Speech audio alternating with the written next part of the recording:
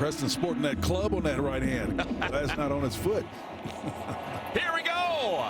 And the kick will go through the end zone. It'll be a touchback. Because we're talking about weather and conditions, we should mention that West Virginia is going to be going into the wind, Spencer. Well, it's going to be tough, again, in any contest. If you've ever been to Lubbock, Texas, believe me, it's flat out there, folks. You got oil derricks and windmills and all that good stuff. You can look at those flags. They're taught for a reason. Nothing to obstruct that wind coming. Garrett Green, those are his season numbers. He is equally dangerous with his arm and, of course, with his legs. 27 career rushing touchdowns for the senior from Tallahassee, Florida. And, of course, he wants to throw. On first down, out of the backfield, this is C.J. Donaldson. And Donaldson with a nice gain.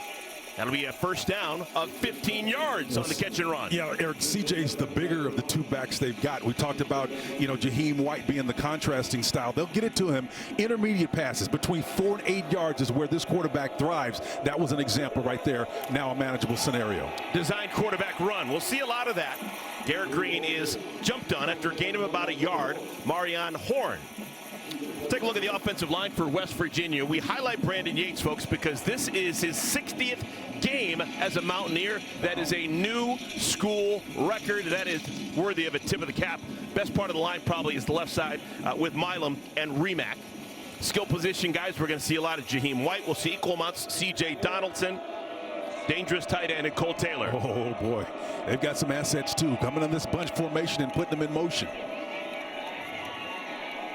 Second down carry. This is Donaldson. Another short gain. It's going to bring up third down and long. For Texas Tech defensively, they're missing some thunder up front. No DeBraylon Carroll, no Quincy Ledet. That means you're going to have starters in Hansen and Rigsby up front. Jacob Rodriguez leads the team in tackles by a wide margin. He's a big play waiting to happen. Had a touchdown on a fumble recovery a week ago. And in the defensive backfield, Lux, Chapman, Baskerville, and Horn. And Eric, in our time with Tim DeRuyter, the defensive coordinator for Texas Tech, that was a big blow. You're talking about your nose tackle and what we call an under tackle in the middle of that defense. I'm not going to be shocked if West Virginia tries to attack that area. On third down, they throw short to Donaldson and ask him to make a play. And he does. Like the philosophy, man, the bottom line is this is an extension of their run game. Notice they're not trying to ask him to go downfield, nor are they asking this West Virginia offensive line to protect that long. They get it out horizontal, get you in space, a man on every hat opposite, and let Donaldson Jr. do his work. And he does a wonderful job of taking an improbable long down scenario and converting it. Good job of blocking by the wideout, Rodney Gallagher, out in space. That freed up Donaldson for the 9-yard gain. Another designed quarterback run. Green is stood up and pushed out of bounds. C.J. Baskerville with the tackle, gain of 5. I love what they're doing with the little counter action here. These big old offensive linemen, they'll come and counter step out of that formation and then get downhill, and the quarterback's got to get in their hip pocket. Look at how quickly the Mountaineers want to play. Donaldson. This time will be third down and short. Braylon Rigsby credited with the tackle. Derek, you bring up a good point. They're going to go pace and tempo, West Virginia will, as long as they're either even or in the hip pocket of Texas Tech. What they don't want to do is be trailing and having to go pace and tempo, because that puts them in a scenario where they're doing the thing that they're not the greatest at, and that's passing the football. They want to stay in their wheelhouse in the run game. Last week, West Virginia dominated time of possession in their win against UCF. 3 minutes into our game. They got to get set here. Gallagher and Robinson both change sides. And now Gallagher again in motion. Gallagher's got it. Nowhere to go. Brought down by John Curry. Well, John Curry came from his deep position, man. Watch him just come with all intentionality from this deep position. Look at Rodriguez's opposite of him. They're going to come right downhill here and just shoot that gap. It's not really wide, but it's moving, floating. To be able to do that and shuffle sideways and show that athleticism to make that play in space is what you need. Okay, both sides very aggressive on fourth down, and we're going to see it. Neil Brown on 4th and 5 keeps the offense out there. Man, this is a gamble right here, man. Maybe they're going to try to draw him off sides. This is not what they do best. And whistles. We have a timeout called by Texas Tech. Well, Tim DeRuyter says, look, they don't usually do this, so we're going to evaluate this. And you don't have time, Eric, to consult the statistics and the data and the analytics on this one. So when it starts to look funky, it's better to call the timeout early on and not let them get explosive on you.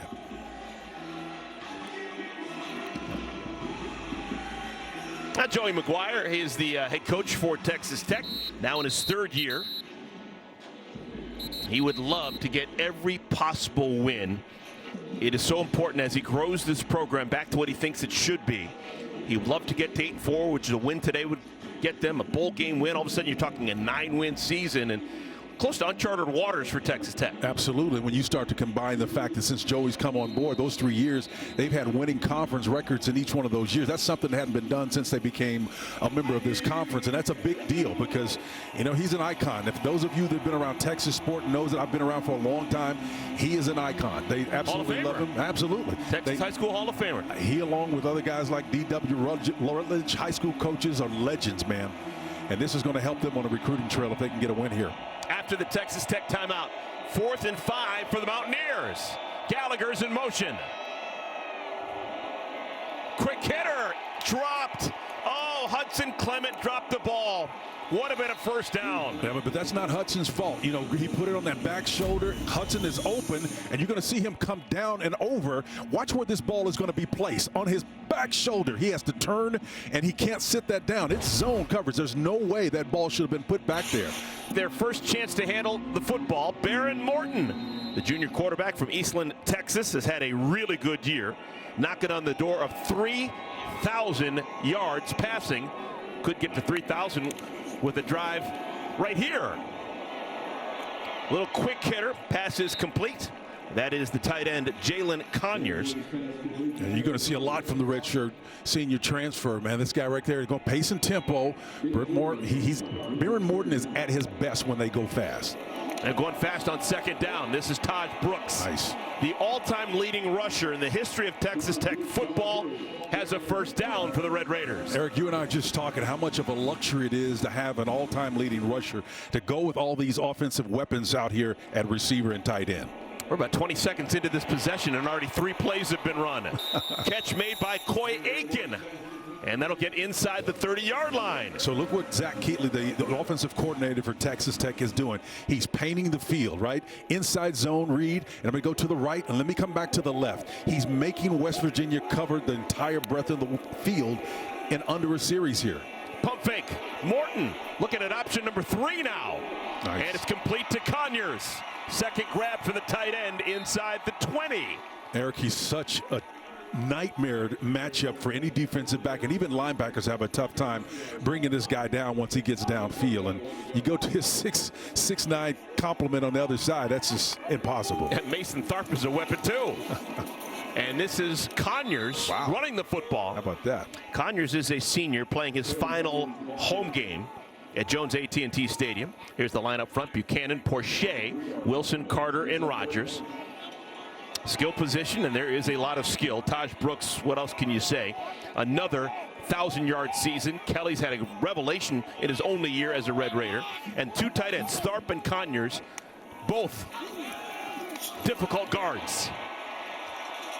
3rd down catch, complete for the first down, Josh Kelly. Now you contrast that style to what his counterpart Green did on his back shoulder throw that was incomplete. Watch where this ball is placed. Again, the eyes upfield on the inside, but away from where the defender is. And so Joseph doesn't have a chance to defend that ball because of where it's placed, low and down and away.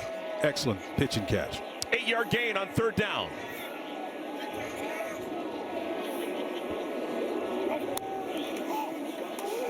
They fake it to Brooks, looking to the end zone. Incomplete, looking for Aiken. Garrett Hollis back there, the right cornerback. He had nice coverage, Eric. I really like the fact that he's playing him inside out. Now, he doesn't get his head around, so that's problematic, but at least he's got the boundary and the out of bounds to kind of protect him, right? If you're in open field and an official doesn't see you turn your head around, if there's contact, they may be tempted to get that laundry out, and you don't want that. 2nd down and 10. And Morton throws it away. Let's see if West Virginia can stiffen a bit here. Yeah, I'll give Jeff Kuntz some credit, the defensive coordinator for West Virginia, stiffening up as they get in the red area. Martin, he is the guy that everyone talks about. He's been really good for a while. Senior from Bluefield, West Virginia, 3.5 sacks. Linebackers, Tyron Bradley's a fun story. Number 8, he is a Lubbock native, went to Monterey High School. He is returning to Lubbock to take on the Red Raiders. We'll keep an eye on number 8 all game long. Morton on 3rd down. Oh my goodness. Tharp caught it, but he's out of bounds. That is a 6'9" human being who one-handed it but couldn't keep the feet in bounds. A couple years ago, I didn't know how much athleticism this kid has grown. Watch him go up and climb the ladder. You don't have to go up too high at 6'9". That hand, one-hander, Mather, he brings that thing down and controls it. I don't know. Man. I don't know. He may have gotten that right foot in. You know, we saw a similar catch like that last week where a guy controlled it with one hand, and wow, I think that deserves another look. Huh, okay. And now here's the whistle. And now here's the whistle. Yeah, but that's just an outstanding catch right there. Jordan McGuire saying, look, if we got a chance to look at that thing again, we see them make those routine catches all the time. This kid is a freak, man. You will not find another matchup nightmare like this guy. 6'9", 270. Is challenging the ruling on the field of an incomplete pass. Previous play is under review. Michael Vandervelt is our referee wearing that white hat. So now this first look is going to be shaded because of the dark in that part of the stadium. And again, the hand goes up. You can see that toe. I think if you look at the rubber crumbs, is what they call the rubber crumbs, when they kick up, can you see them against the white of his shoe? Now, why that's important is because the white line is right after it. I saw the crumbs come up, which indicate to me his foot is in the end zone, not on the white line. So, again, here's another look. See if we can get close in there. Ah, man, I think that toe was in, bro. I do, too. And it's not an issue of control. It's not an issue of control. He has control. We had that last week. All right, Dean Blandino is our rules official. Dean, you had a chance to take a look at this like we did. What do you think? I think Spencer mentioned control, and I think that's what they're looking at. Does he stick the catch? Does he have it? Because the toe, you can see the toe taps right there.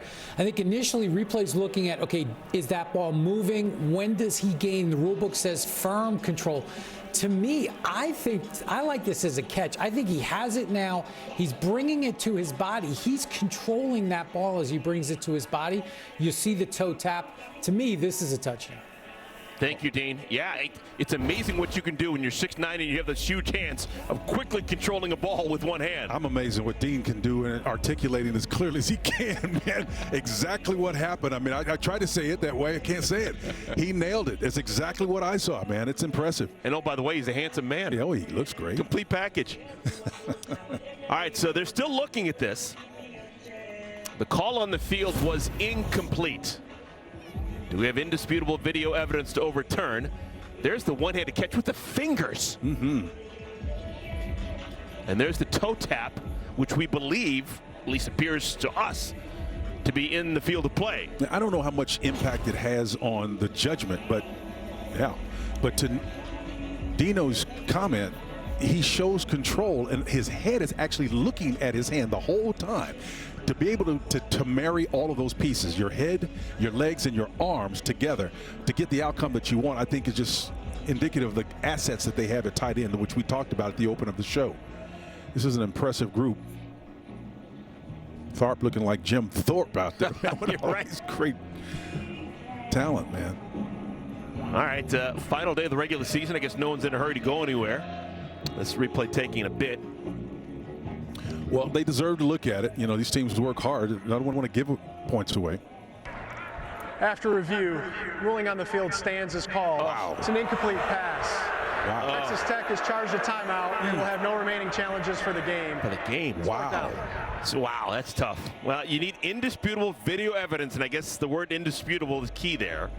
But what stinks about that is 30 years from now, no one will see that catch ever again because it's a non-catch. That's right. If that had been a touchdown, that would be on highlight reels. Oh, it made the annals, no question. Yeah. Oh, so I do feel for Mason Tharp.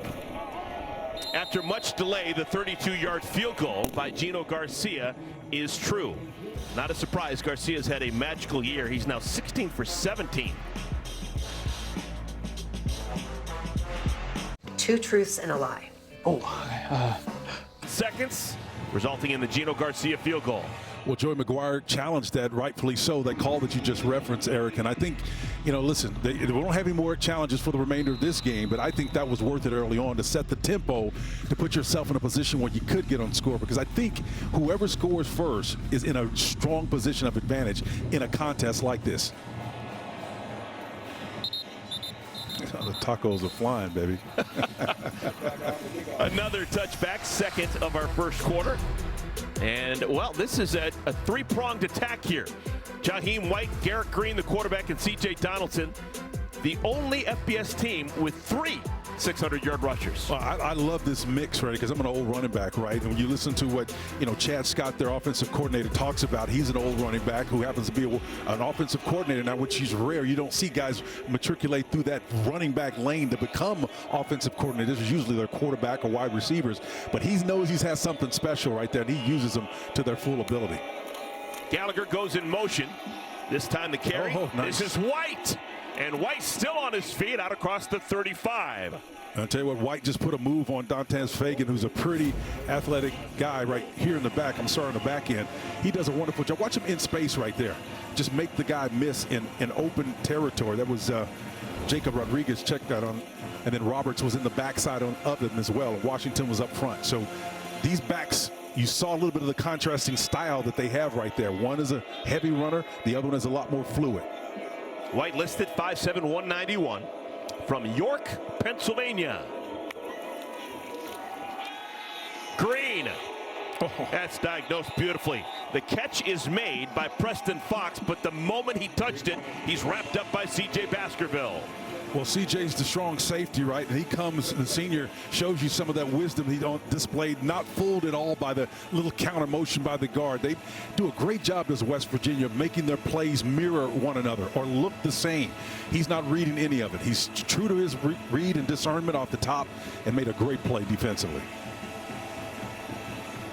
So now, for the first time really in our ball game, we have a huddle and someone actually taking some time, getting ready to run a play. Well, it's 2nd and 10, and that's why you're doing it, because they're having to do something, throwing it, that's not in their wheelhouse, the best thing that they do. And is this a delay of game, or did we get the timeout?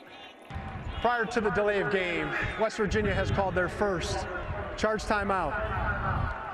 All right, so Neil 30 Brown seconds in length. saves the 5-yard penalty. Timeout on the field. For Neil Brown's got some connections to Lubbock. We'll have that story when we come back. Still not confident about which used car to buy?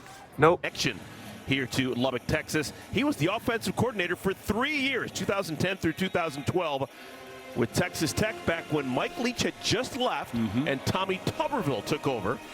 So Tommy Tuberville hired Neil Brown to be his OC, and that's one of the spots where Neil Brown kind of created his name in the college football world. And Eric, it was that NASCAR offense, if you remember, everybody had to have speed to get up to the line of scrimmage, including the offensive linemen, and that's really what set him apart. He had great success during that 2-year stretch. Second down play. Very patient run for White, and it pays off in spades. Look at Jaheim go inside the 40. I thought he was going to be wrapped up at the line of scrimmage. Well, you've heard me say this in these situations, Eric, over the years, and here's what smoke through a keyhole looks right here. Watch Jaheim White come through there and squeeze right between 2 would-be defenders. He faked everybody out, including our camera guys. You know, he's just wonderful, man. In close quarters like that, it's really tough to get that guy down. Gain of 25 yards. White now over 700 yards in his season. Green by himself in the backfield. That catch is made. So Hudson Clement, who dropped his first opportunity, able to make this catch. And if we're being critical, you know, Clements had to make a great catch and climb the ladder on this one. Watch how high and away this ball is placed, right? He's got to go up and climb the ladder, and it really leaves, it's a great thing that it's a zone coverage, right? So that means it's soft. There's like 10 yards between anybody to the left or right and maybe 4 yards deep of the closest defender. But if that ball's anyplace else, against man coverage, you got some rip shot waiting for you to happen, man. Got to be more accurate with those throws. 37th catch on the year for Clement. Started his career as a walk-on. Now a vital part of what they do. White. Gain of a yard. James Hansen getting an opportunity. One of the tackle spots. I'm being generous. Jaheim White is probably maybe 5'8", maybe 5'8", 190 pounds. He's muscular, put together. But man, anytime a guy that small, Eric, comes off the ground, not a lot of good things happen. The physics isn't in your favor. He's a small cat, man, but he sure is good when he's got his feet on the ground. They gave him 2 yards, so it's 2nd down and 8. They like this tandem movement. They're trying to affect the back end coverage for Texas Tech, but Tech is staying in a cover 2 shell look. Unabated to the quarterback, and down goes Green. That's Jacob Rodriguez doing his thing.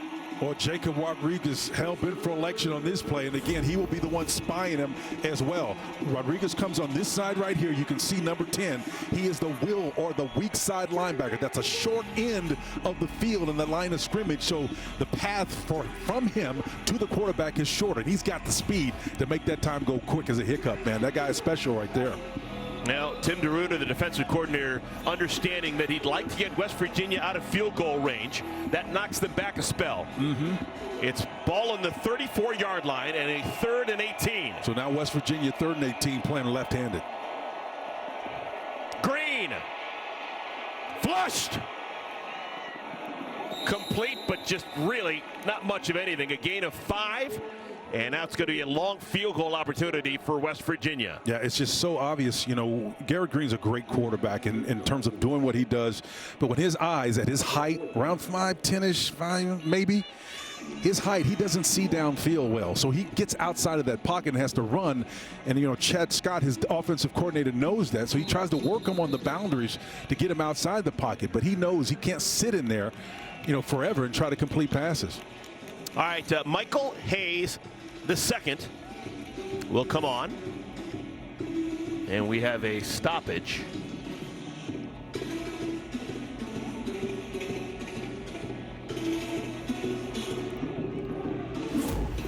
Eric, I wonder if he's out of bounds this catch. You know, just look at the right leg and see if it's already out. He's already out of bounds. Oh, my goodness, yes. He's out. So there should be no question that that ball should be back at the original line of scrimmage. That's a big deal for West Virginia. Yep, huge. Well, Neal's not going to challenge it. Oh my yeah, goodness. he's clearly out. Yeah. I'm not sure what the side judge was looking at. Maybe he was just looking for the completion. He just walks straight to that spot and puts his foot down, man. Like he saw it's complete. Wow. Well, they got a tough job, though. Well, at all times you're looking, is it a catch, is it inbounds? Oh, yeah. You're looking at 2 different spots at the same time.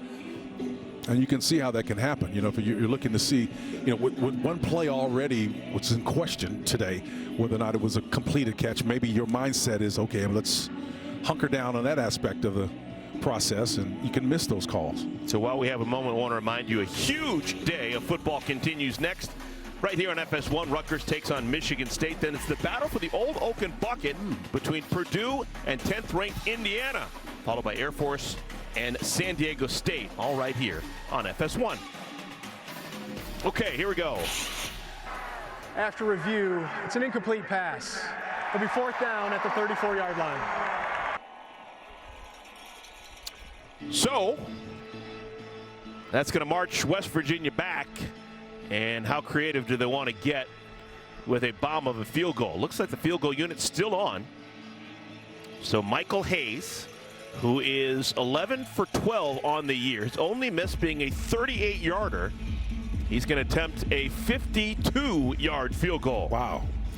You listen, you can't argue with that. I mean, the way this game has gone so far. Remember, this kick is going to be into the wind. Into the wind from 52. 12-mile-an-hour wind.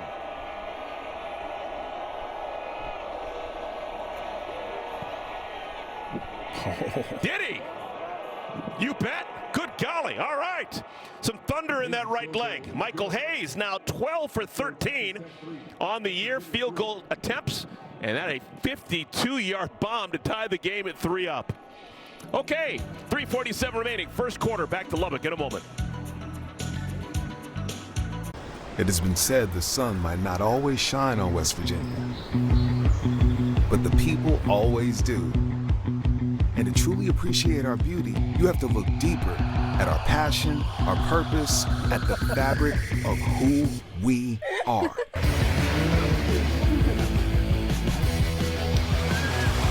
Because it's always a great day to be a Mountaineer. Wherever you may be, let's go!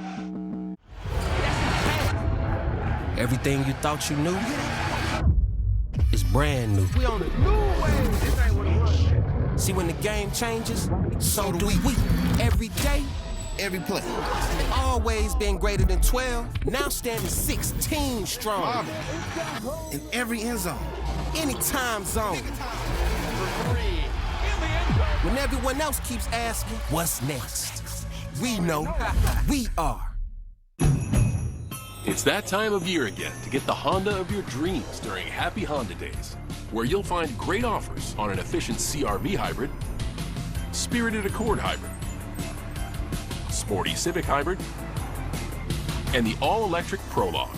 Don't wait, turn your dreams into reality with a new Honda, named KBB.com's best overall EV and hybrid brand. Buy online, reserve from select dealers, or visit your local Honda dealer today.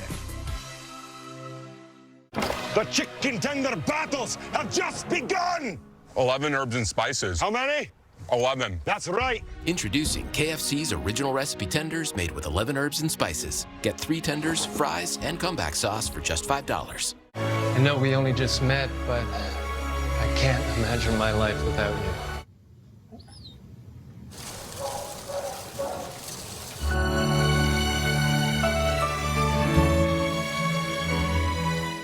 Big Ten Network's Saturday Night Volleyball. The regular season concludes with a doubleheader as Nebraska faces Maryland, followed by Wisconsin against Michigan State. Coverage begins tonight at 7 Eastern, 4 Pacific, only on the Big Ten Network. Well, a new career long for Michael Hayes, 52-yard field goal. Remember, he was thinking when he got onto the field it was going to be a 45-yard attempt, but they ruled the pass completion and incompletion, and they marched him back. So the 52-yarder, a new personal high for Michael Hayes. And if you're Neil Brown, you can coach this thing a little bit different. What you say to your team, you know, hey, look, this is the bunch last week that just rang up over half 100 against Oklahoma State. And guys, it's 3-0 at their place. So we are 3-3 at their place. We're tied at them. Starting from the end line, Jacoby Williams. And slipping and falling. I'm going to take you to school real quick on this one. When you're trying, if you're at home playing Pop Warner football and you want to go to your right, the last thing you want to do is to plant on your right foot across your body. Yeah, not going to work. It just violates all mechanics and physics. If you want to go to your right, make sure you plant on your left foot opposite and then step in that opposite direction. Keep your weight underneath you and you'll stay upright. Taj Brooks knows that. No one has run for more yards in the history of Texas Tech football than Taj Brooks, the senior from Manor, Texas. Morton throws on first down. This is Aiken with a catch. Tackled in the field of play. Dantes Fagan. Well, I tell you, I really love Dantes Fagan. I mean, they're going to go pace and tempo here, but Fagan is a guy that can play in man coverage. He loves to play it outside. He knows he's got inside help, short side of the field. That guy right there can defend. Another quick hitter, this time to the right side. Catch is made by Josh Kelly. And Kelly out to the 45-yard line. He is hit while he is on the white, and I think that's going to tack on some yardage. I think Josiah Trotter, the Will linebacker, is the one that's going to get hammered for this one. Number 40, you know, you watch him come out here, and he's going to come in late to your screen after 3 misses, and then here comes 40. He comes in there, and the Trotter just, that guy's all out of bounds. He's clearly 1.5 feet or more out of bounds, takes 3 or 4 steps. After the play, personal foul, unnecessary roughness, late hit out of bounds, number 40. defense. 15-yard penalty will be added to the end of the run. Automatic first down. For those who don't know, famous name Trotter, former linebacker. Yeah, he is related. His dad, Jeremiah Trotter. Absolutely, great player. Of course, I remember from my cousin Vinny, the late Fred Gwynn, used to say, Mr. Trotter. I don't know if you remember that scene or not. It was one of the great I remember the movie, but that's that Vinny. Specific scene. That and the Ute scene was. Oh yeah, I know that scene. That's the famous one. So it's a 20-yard gain, and then you add 15 yards to it. And Texas Tech is cooking with gas. So is Neil Brown. He's cooking with gas. He's not happy.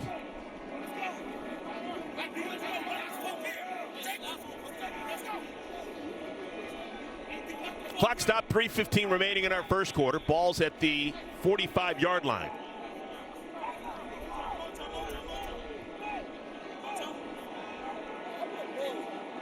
We had the delay with Jaheim Joseph being helped off to the sideline for West Virginia.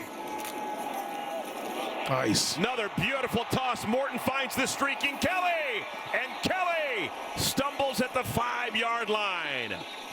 I love what they've done here. Everybody's mindful of the fact that Texas Tech has got 28 back there in the backfield, so they were able to force West Virginia into a single high safety look, and that's Israel Boyce, number 18, that's back on an island trying to close on a guy that's far more athletic in open space. That's no small task. 41 yards on that play. Now here comes the power. Brooks, did he? I think his backside was down, and the side judge got it. But what I'm telling you, it gives you a glimpse of what they can do. Inside, outside, ground game, throw game. And again, even though they're knocking on the doorstep, they're going to go back to the line of scrimmage quickly.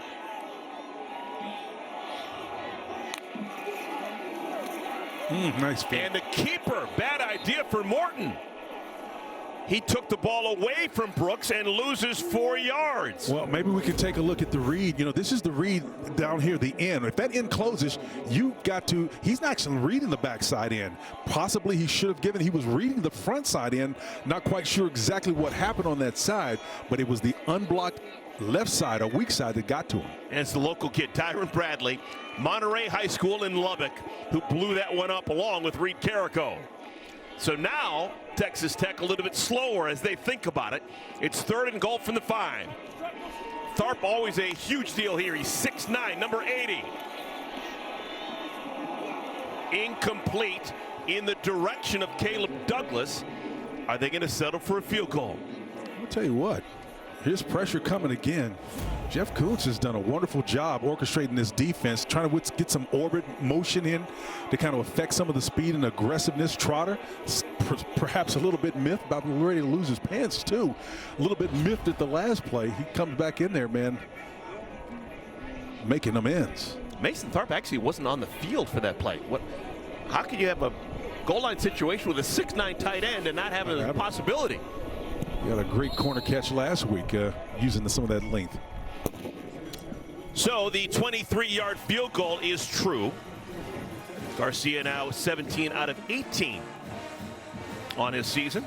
And it is a 6-3 lead. Texas Tech on top of West Virginia. 1:28 remaining in our first quarter. We'll keep it here. Well, I'll tell you, arguably, Texas Tech has been on the doorstep of the red area a couple of times now, so maybe this lead should be a little bit more than it is, but you got to give Jeff Kuntz and the defensive staff some plaudits because of what they've done. They've been outstanding. The red zone, Eric, is so difficult to score because everything gets compressed, right? And we know that. But how it manifests itself in the way you execute is really where the rubber meets the road. And guys got it down here, got to know there's no margin for error.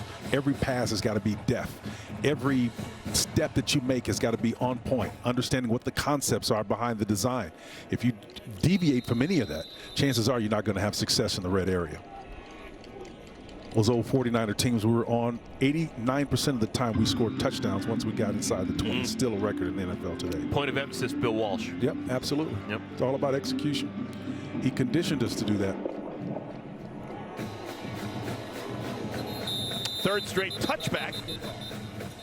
So West Virginia will take over. Garrett Green, senior quarterback. First time. Took the football across the 50, had to give the ball up on downs. Miscommunication, Green and Clement. Passed a little bit behind Clement. Clement couldn't hold on to it. And most recent possession resulting in that 52-yard field goal. I absolutely love Green, man. This guy's got some, not just the will to compete. He's a smaller guy.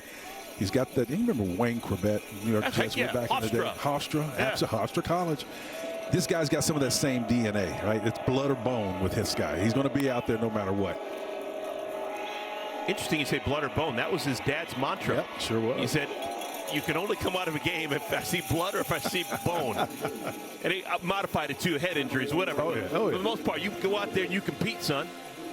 And his dad knows what he's talking about. Athletic, former Major League Baseball catcher, number of organizations. Charlie Green, currently bullpen coach in Milwaukee. Absolutely. You get that kind of DNA in your blood, man. It's kind of hard to deviate and not be that.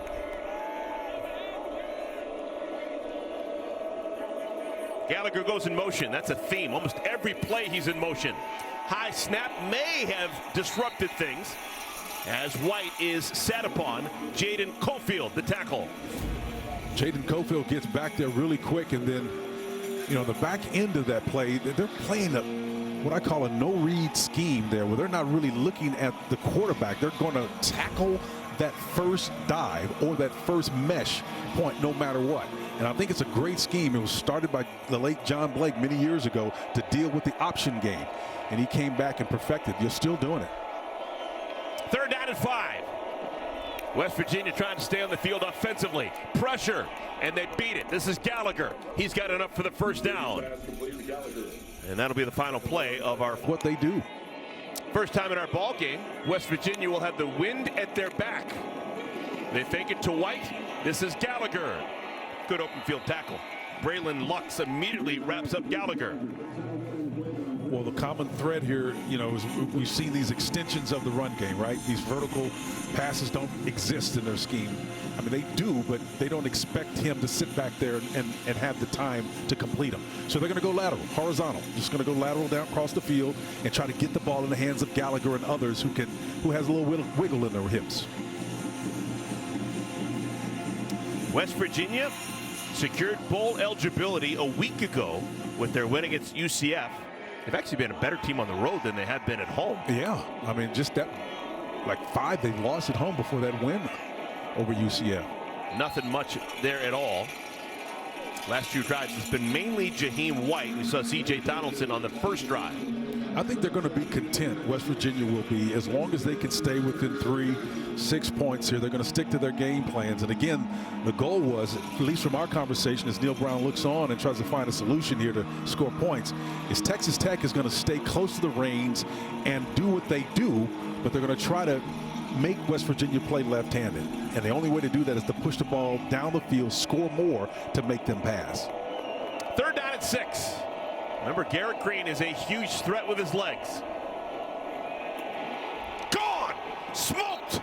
Terrell Tillman sacks Green. That'll bring up 4th down, and West Virginia has to punt. Original surname Tillman was spelt with an O. We converted it to an A, but that's a true Tillman right there. He does a great job of coming off the edge on a game and a stunt. A wonderful job, too, of following that up on the back end. Ben Roberts, the Mike linebacker, doesn't have the change of direction like some of those other guys do, but they did a wonderful job on that last play.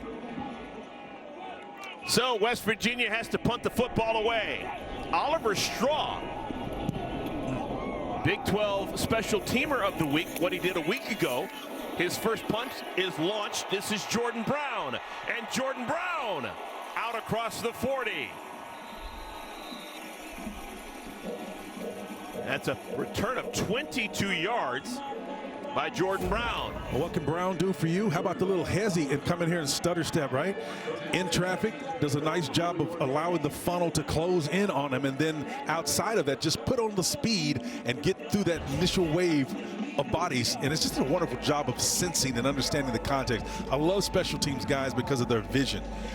By what they do, Eric, you can tell if they're plugged in and they study tape. Outside the red zone, perfection for Baron Morton.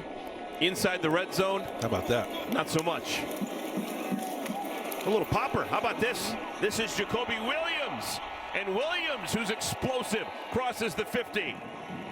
A pop pass good for 13 yards. Yeah, Anthony Wilson Jr., the free safety, is the one that ended up stopping him, but he almost missed him.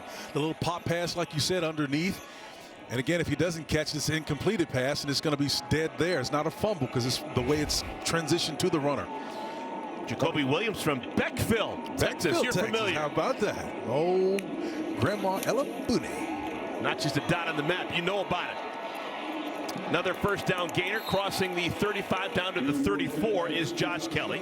13 yards for Kelly, who's had a good first half. He really has, and they're going to try to make it a better first half here by getting the ball more frequently into his hands and using pace and tempo as a tactical advantage. Haven't seen Brooks on this drive. Morton nice. Has to throw it away.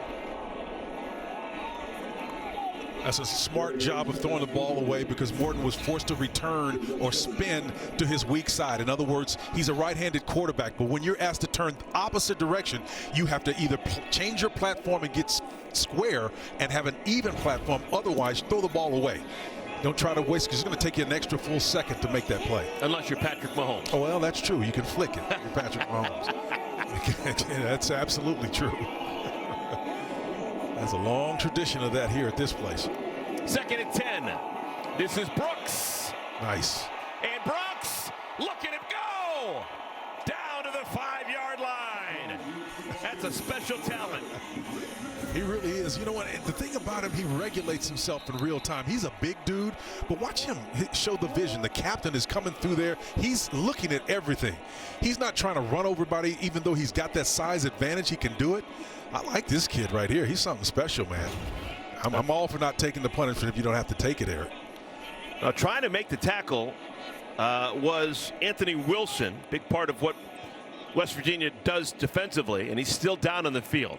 Well, remember, they were hurting at the other opposite position. That's why Fagan had to come from that cornerback spot. And then T.J. Crandall got injured, and he moved over for Jacoby Spells, number 6 at the right cornerback. So they've rejiggered their back end, and so they're limping right now. Wilson has had 10 or more tackles in 3 consecutive games. If he's out for any extended period of time, that's going to be problematic for Neal Brown in West Virginia. And you just unpacked an important piece. When you start seeing your back-end guys leading you in tackles, it tells you that the guys up front are hurting a little bit, or at least not doing the job.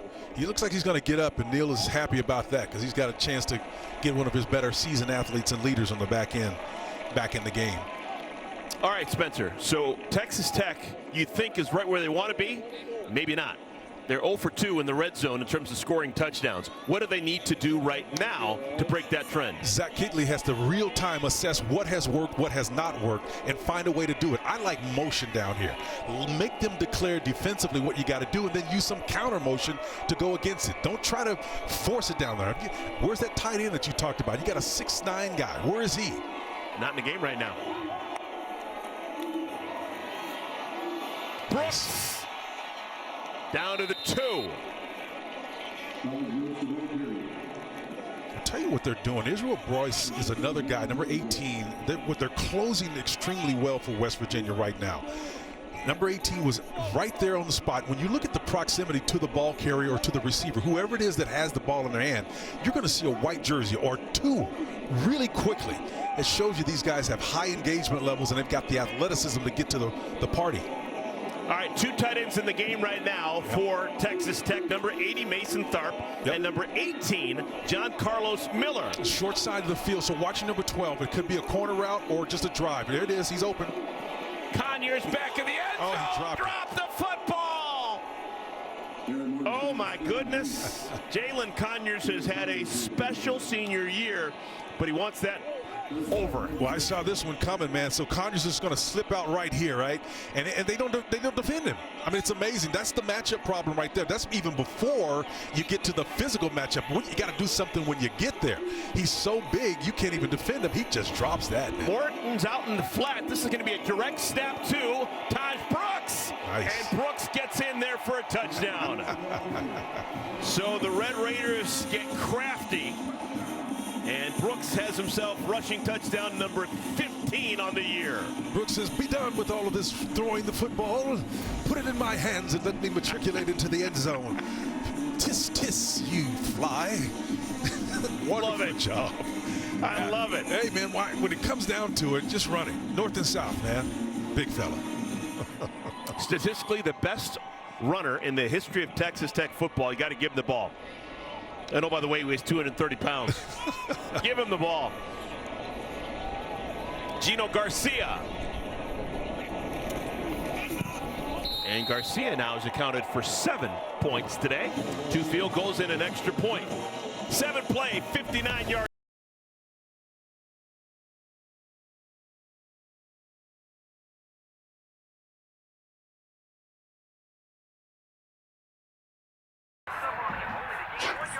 Your ticket to the college football playoffs. The Mountain West Championship, Friday at 7 Eastern on Fox.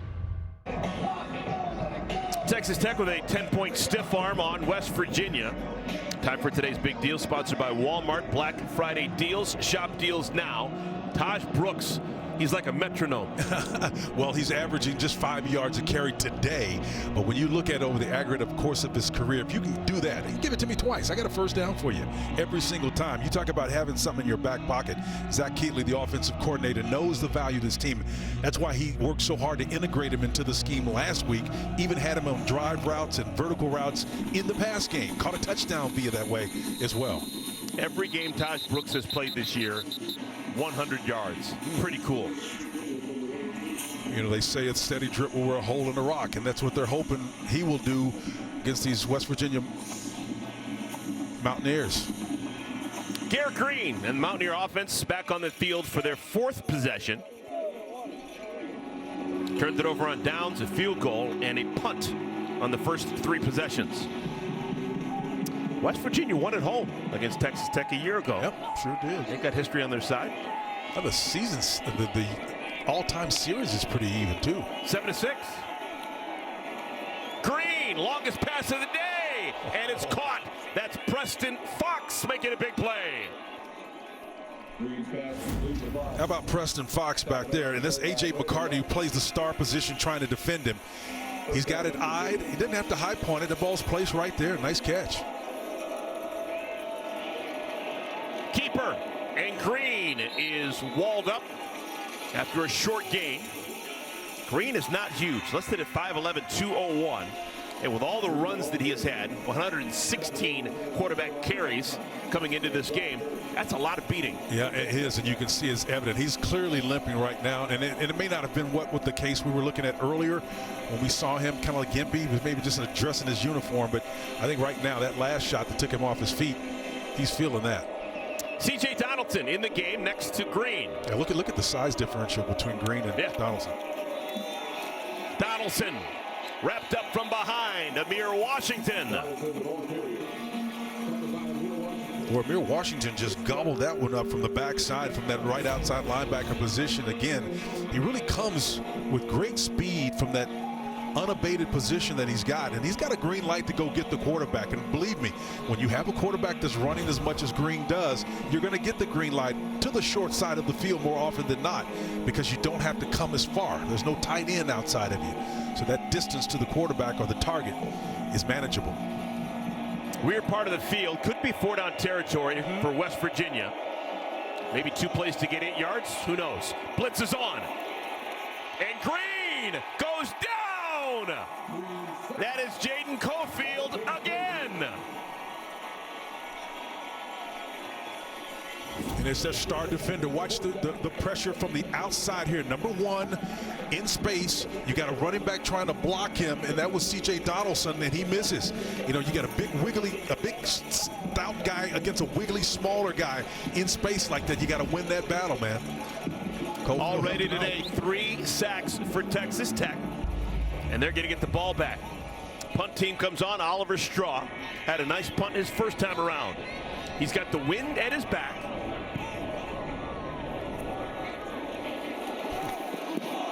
And bodies collide. A flag comes out. And there definitely was contact with the returner. I think that but was there a block putting someone into the returner? No question. There was incidental contact. I'm not going to say that he was not trying to shield the cover guy, but I don't think that was intentional. Jordan Brown's the returner who got decked. Clear. Brown calls a fair catch. Yeah, I don't know what's wrong with that. And there is no foul for kick catch interference. The kicking team player was blocked into that contact. The illegal motion, number 20 of the kicking team. That penalty will be enforced at the end of the kick, 5 yards. First down, timeout. Okay, got it straightened away.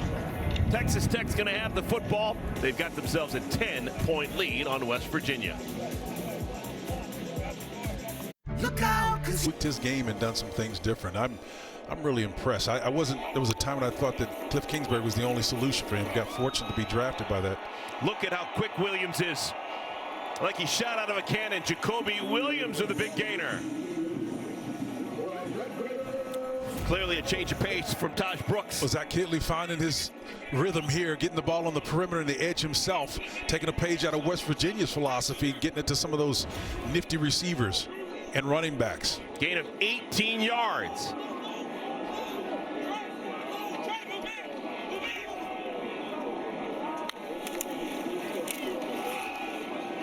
First down carry, Williams. That's Brooks.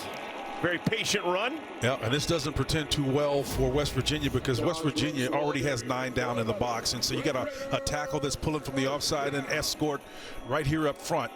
Again, that's Caleb Rogers, the right tackle who was pulled on that last play. Impressive. Catch is made out of the wing. It's Coy Aiken, and he's tackled by Anthony Wilson. Just going to mention that he's back on the field. That's good news for West Virginia. That really is. And even better news, though, for as we look at West Virginia's Wilson, Zach Kittley on the opposite side, the offensive coordinator for Texas Tech, is really in his wheelhouse. I'm stacking his performances from last week against Oklahoma State, and then this week, this guy's calling some excellent plays. Now, the numbers aren't necessarily showing it in terms of points, but the way he's calling his plays relative to the compliments. Now, we can make, if we were splitting hairs here, and say they need to engage the tight end around the red area. That's a challenge. Brooks to the 40. Nothing more. Tyron Bradley. We've called his name quite a bit. He's had a nice first half for West Virginia. It'll bring up third down. And now Texas Tech in that weird spot in the field may think about going for it if they don't get it here on third. This is an automatic almost for most of these type of offenses. There it is, the 6'9" tight end Thorpe. Not just a tall guy who puts the shoulder down and lays the wood. When you go all the way back to the Dykes days and the Coach Leach days, it doesn't matter. 3 yards is nothing to this group right here, man. They can go get that in their sleep. Gain of 8. For Tharp, that's his first catch, was denied. A catch and a touchdown in the first quarter on what would have been a highlight catch we'd look at for the next 30 years. Blitz off the corner. That forced a quick pass, errant, intended for Conyers. Yeah, trying to get it to the big guy who will be in the slot eventually. You know, we've seen Conyers do some wonderful things and be impressive, but Morton has got a pressure in his face. He's got to get rid of that ball quickly. That's why that pass was off mark.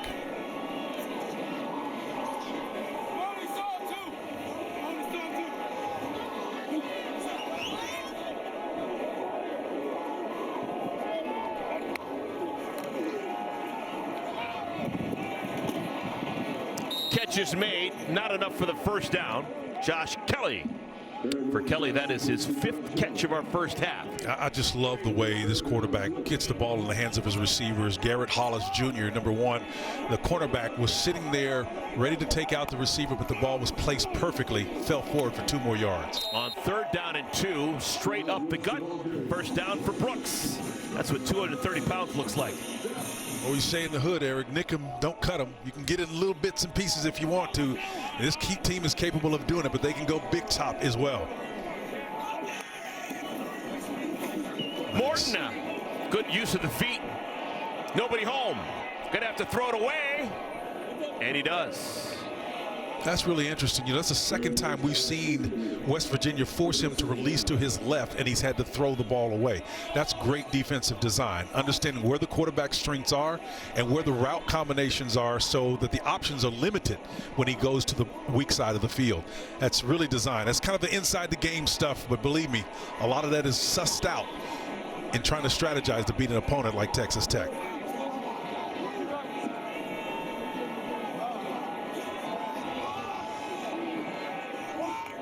Second down. Brooks picks up the blitzer. No. Oh, what a catch by Conyers! Conyers caught it after knocking it up in the air and being fouled. Anthony Wilson may draw the penalty, number 12, but watch the concentration of Conyers, man. This guy operating from the slot. He's operating from the slot position and bats it up to himself. I mean, how incredible. You expect that from a wide receiver. But you don't expect that from a guy that's 6'4", 265 pounds. Super talent he is. Oh. Pass interference, number 12. Defense, that penalty is declined. Result of play is a completed pass for first down. I know some great receivers coaches wish they had concentration like this, man. The ability to go up, tap the ball to yourself, and keep your eyes focused on it and complete the catch in the most critical area of the field. Remember, it was Conyers who dropped a touchdown just a moment ago. No question. He's thinking to himself, I got to atone. How can I atone? Well, partner, you just did. Let's see how they do it, how they handle this. It's 3-on-3. The cluster underneath route is going to be there. 6'9", Tharp with a touchdown. Mason Tharp, this time it will count. So counterintuitive again to sort this thing out. You got three guys right here, but the switch route underneath is the one that comes open, right? Again, those two guys get bumped and rubbed, and the big guy that just made a big play just a minute ago, Jalen Conyers, is the one that winds up getting the edge block. And it's a pure block. It's not a screen, anything like that. It's legitimate. Great design, but man, is there an answer for a guy that's 6'7"? To have three tight ends, all 6'4" or taller, bunched up together. How unique is that? And operating from the slot when they need to as well. But you're right, great point taken. Extra point is good, and all of a sudden Texas Tech starting to feel their oats. 11 plays, 75 yards. The highlight reel catch made by Conyers, setting up the touchdown to Tharp. And it is a 17-point lead for the locals. Texas Tech on top of West Virginia, 20-3.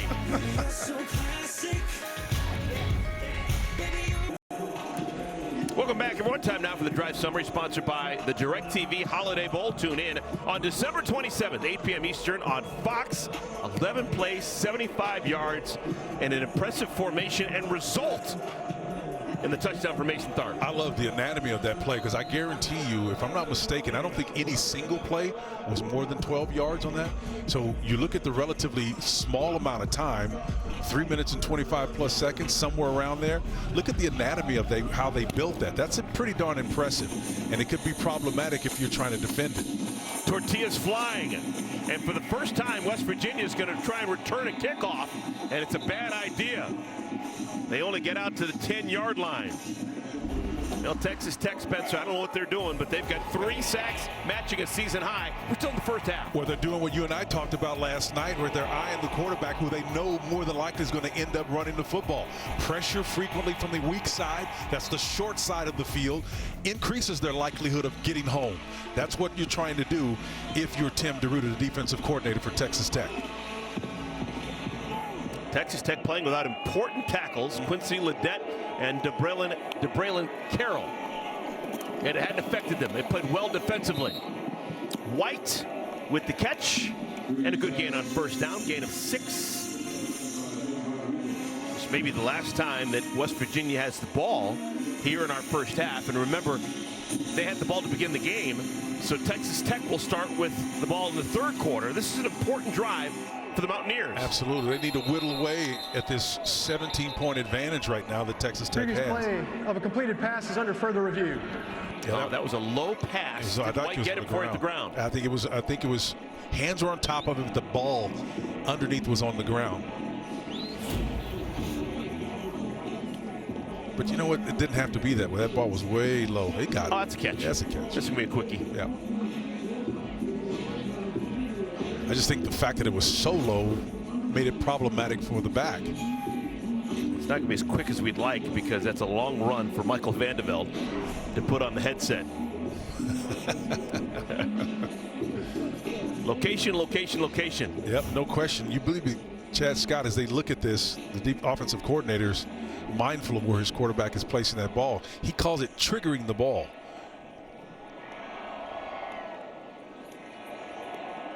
Now, if this takes more than 20 seconds, we've got a news story. This is pretty clear cut.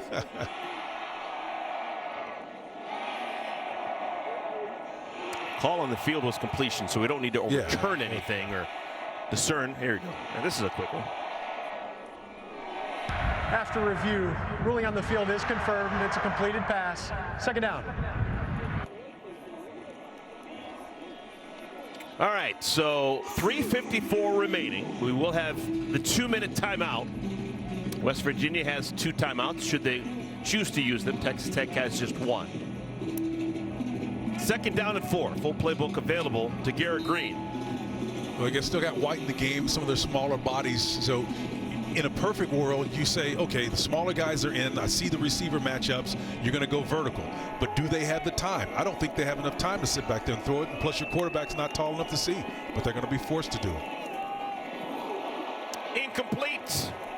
Trying to catch and turn for the first down marker. Cole Taylor, the tight end, dropped it. Now, you don't know how improbable that is for a 5'10" guy, and we're being generous to sit back in the pocket down here and have to operate, even though it's just a 3-man game that they're playing inside. Those 3 defenders covering one guy behind it is what's problematic.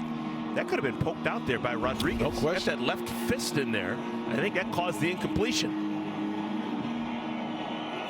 Oh, man, is this important for West Virginia or what? They do not want to give the ball back to Texas Tech. There you go. Offense will stay on the field. Preston Fox. I think Fox is nicked up a little bit. Yeah, he's going to take a minute to get up. He got a nice shot in the solar plexus, man. That's tough. He definitely did not have alligator arms when he went in and snapped this catch. That's giving it up for the team. He had fox arms. Yep. And even though it was thrown on his back shoulder, he had to literally turn his body the opposite direction.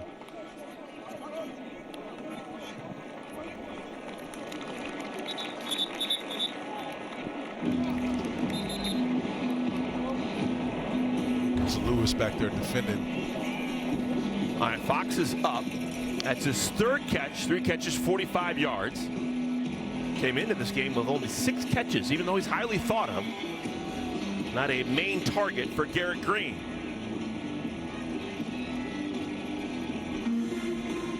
There's Chad Scott, offensive coordinator, or running back. Chad Scott, like Neil Brown, head coach, has history at Texas Tech. He's an assistant coach for 3 years from Tommy Tuberville was the head coach. First down. Little dump off to White. Tackled at the line of scrimmage.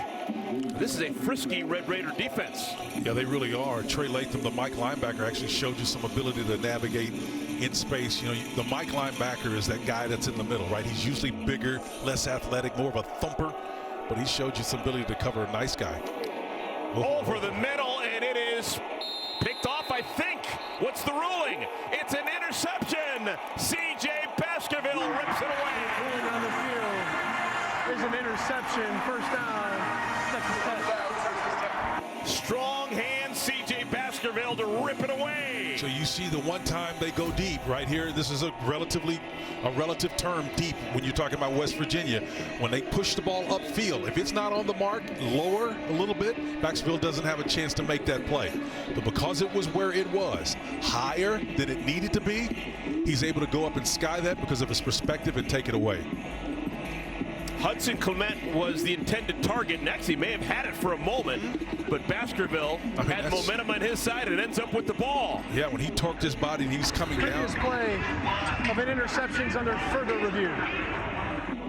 No, I think when they discern exactly what took place, Baskerville actually pull that ball away from him on his way down as he turned over, and his body weight coming down, gravity, is what helped him pull that ball out of the receiver's hands. Well, the ball never hit the ground. No, it so did. It's either a catch or interception. They called on the field an interception, and you're going to have to find something there to overrule the fact that it wasn't an interception and instead it was just a reception.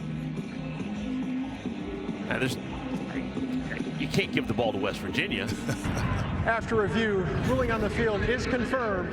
First down, Texas Tech. I'm loving this. They're getting quick now. They're getting quick, man. Quick as a hiccup. Well-deserved interception. That was just a great effort by C.J. Baskerville. 4th interception of the season. Senior making his presence felt today, man. That's a big number. This day and age, man, quarterbacks don't throw a ton of picks. Nope. To get 4 interceptions, that's a tip of the cap moment. But again, so you got to look at the inside game now. Now, why did you get that interception? It was off the mark. It was in the middle of the field. You're sitting in pocket. You're 5'9", 5'10", maybe, right? You're not going to do that anymore. Morton, jump pass. Akins got it. And you wonder, with how explosive and how quick this Texas Tech offense rolls, do you want to be this quick as they normally play? Well, Texas Tech does, believe me that. In talking to Zach Kittley this week, he was emphatic. He said, I was in my sweet spot, man, against Oklahoma State. Matching wits with Mike Gundy, whole air raid guys. That's enough for the first down. Kelly is finally stood up.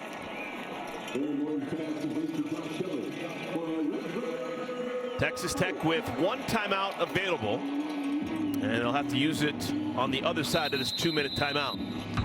This is the 2-minute timeout on the field. So 2 minutes remaining here in our first half. Texas Tech with the lead and the ball. 20-3 is our score. Back with the final 1:20 of our first half in just a moment.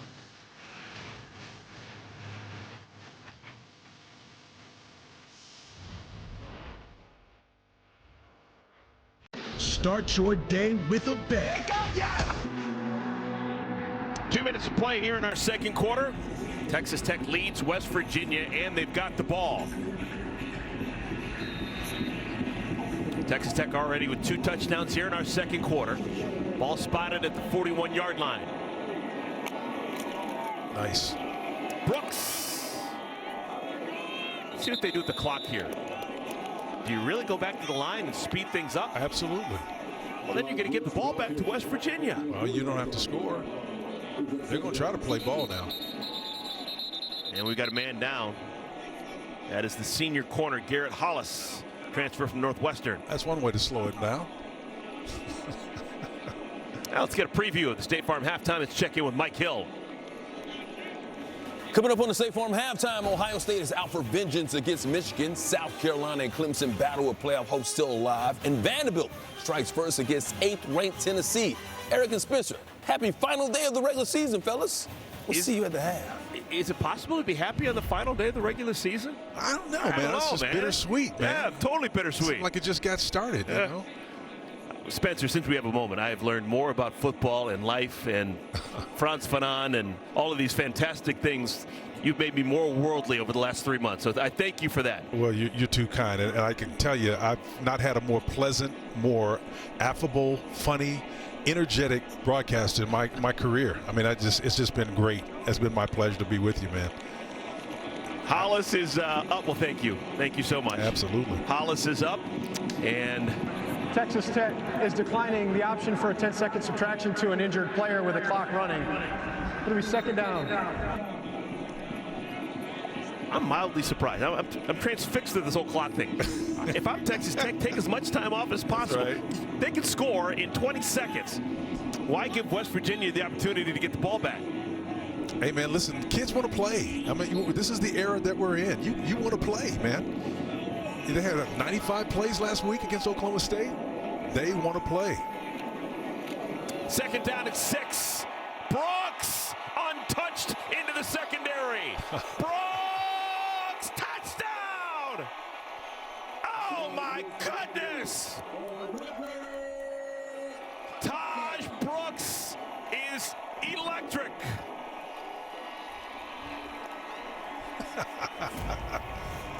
Hey, watch the inside zone here, right? It bounces one way. Brooks waits on it, shows a patient, tells the officials to get the heck out of the way, uses that free arm to balance himself, corrects downfield, a little head fake, right? Brooks Brothers, he's running in. It's a fit, a perfect fit. That was incredible. Ty French came in. No, they're going to go for it on 2, and they get it. Wow, more of the same. Jalen Conyers runs it in, and the lead swells. That was a 37-yard touchdown run for Taj Brooks. Let's show you the 2-point conversion again. Well, both plays were outstanding. Here's the 2-point conversion again. We used to call this play like a stagger lead, right? You get a guy offset. This is Conyers, your tight end, you know, able to get in the end zone. So many different creative ways, but this is what Zach Keatley, the offensive coordinator, has at his disposal. Who are you going to place out there to defend him? If you put a little guy out there, he's going to run over him. If you put a big guy out there, chances are the inside play, the guy who's tossing it, can run it, walk it in. You really do not have a manageable defense against this scheme. Conyers has now scored a touchdown running, passing, and throwing. He's got a 2-point conversion on the pitch out. Amazing. Swiss Army knife. Yes, indeed. And at the end of the day, you get Taj Brooks, the greatest runner in the history of Texas Tech. Well, it's embarrassment of riches, and that's the reason why Zach Keatley told us that he had a blast last week against Oklahoma State. He says, I was in my wheelhouse, man. This is back old school. We had air raid. He's an air raid guy. That's his DNA. That's where he comes from. Telling you what, he's running about as much as his father's coaching track and field there at Texas Tech, man. Good call on that.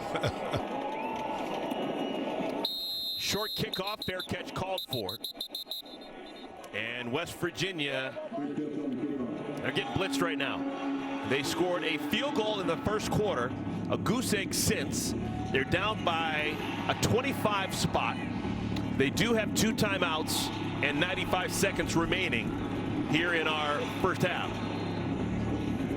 You know, partner, I really can't say enough about the overall program. I mean, we're looking at the success that Texas Tech has demonstrated, not just this today, but last week. Kirby Hocutt, the AD there, has been outstanding. You know, the guy, and we can talk about these days, has had this program cash positive for a long time, and they're doing some extraordinary building on campus. He's one of the premier leaders in the nation. Gallagher is crushed immediately. Marion Horn diagnosed the play beautifully. Or we should call this reading like a computer. Watch number 4 with his eyes. Well, where are they? They're camped inside. He sees this play right from the beginning. He's going to go underneath the tight end, Taylor, and then makes a play in the backfield on the other side of the line of scrimmage. I'm telling you, when you study film, the formations will not lie to you. Little dump down. White. Hurdles the first tackler and then pays the ultimate price.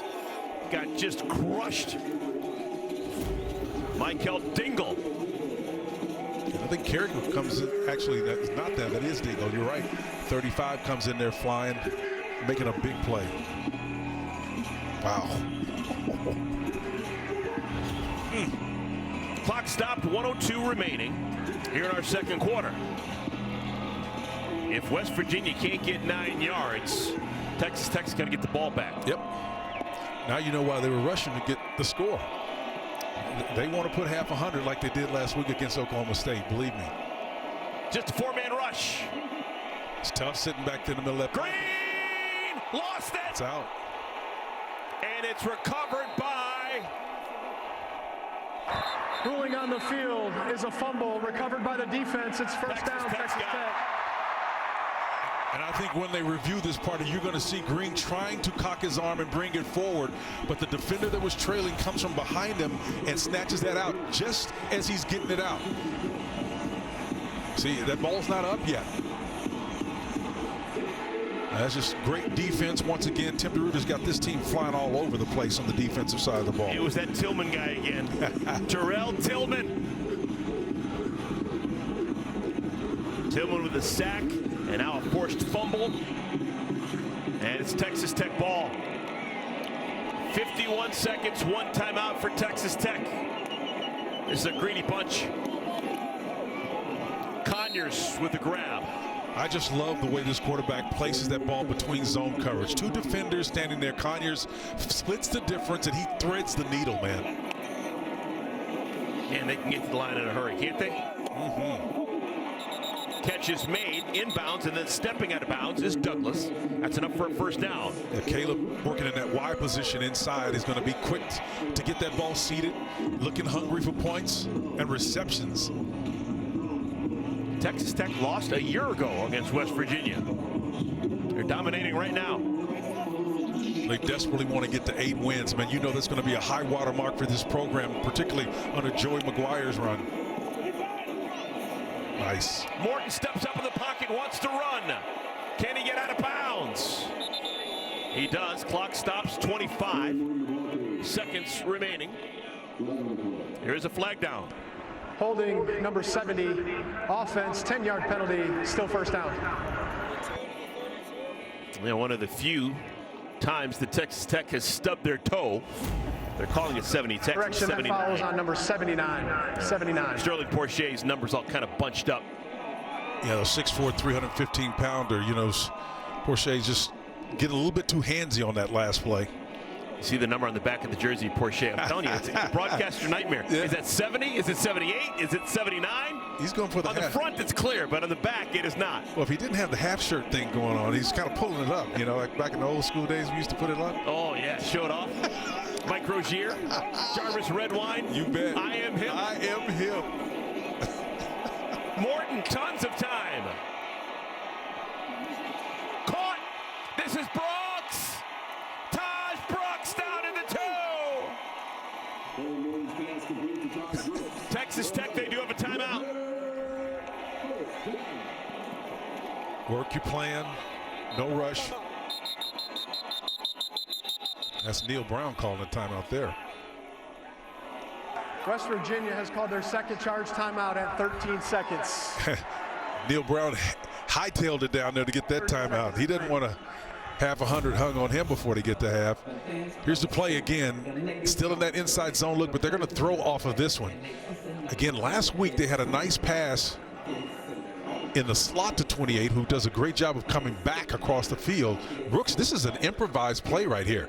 That was either a cowboy route or an arrow route where he comes back inside. Last week they put him on a little go route or like a Y seam from that running back spot, and he caught a touchdown pass off of that. This one, he goes all the way out to the boundary, runs out of real estate, then turns around and comes back inside. Quarterback finds him. That's improvisation. Brooks had 9 catches a week ago.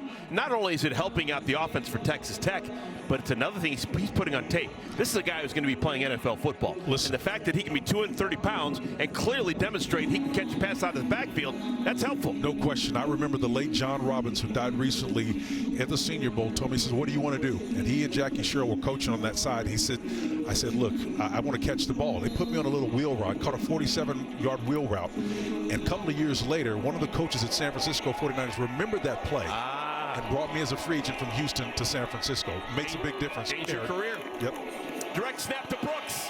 Trying to get to the edge. And he does. Touchdown, Red Raiders.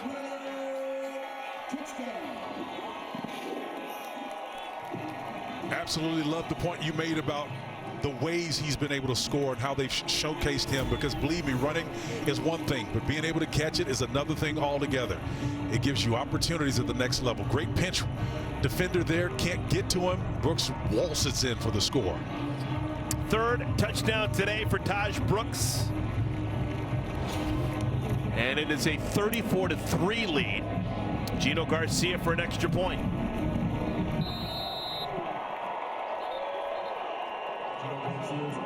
And I got some bad news for West Virginia fans. Texas Tech's going to get the ball first in the second half. Yes, sir. Listen, right now, when you've got so many weapons and you have the nature, it's the nature, the way they're built, the way they're created, a tight end. We've talked about Conyers, Tharp. All of those guys do something that you really can't defend, Eric. There's no way you can defend it. So when you come out in your formation, it's pick your poison. I mean, you got the all-time leading rusher right here. He's a leader. He's a captain. He showed you his leadership and his poise, the way he runs. I mean, the guy is big enough to run over people, but he doesn't always run over you. Sometimes he just patiently navigates his way way through all the trash. He's a smart guy, man. Second quarter has tilted decidedly in favor of Texas Tech. 29 points they've put up to nothing for West Virginia. This is a 6-3 game after the first 15 minutes.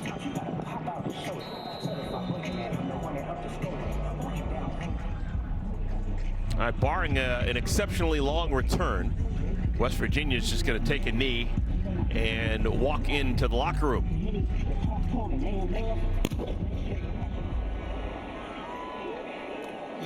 Picked up by an up back. And 5 seconds remain here in our second quarter. That is a backup tight end by the name of Jack Samarco, freshman from Cincinnati, Ohio. Picked up that bouncing ball. I'll tell you what, Texas Tech has been unbelievable, averaging 8.3 yards on the 41 plays that they've had in this first half, on pace to have 84, 83 or so, and perhaps even more when they get the ball back first in the second half, as you pointed out, partner. This team has been outstanding, man. I'm not so sure anybody wants to face them at this stage of the game, of the season. Donaldson. And that is our final play of the first half. It is all Texas Tech right now.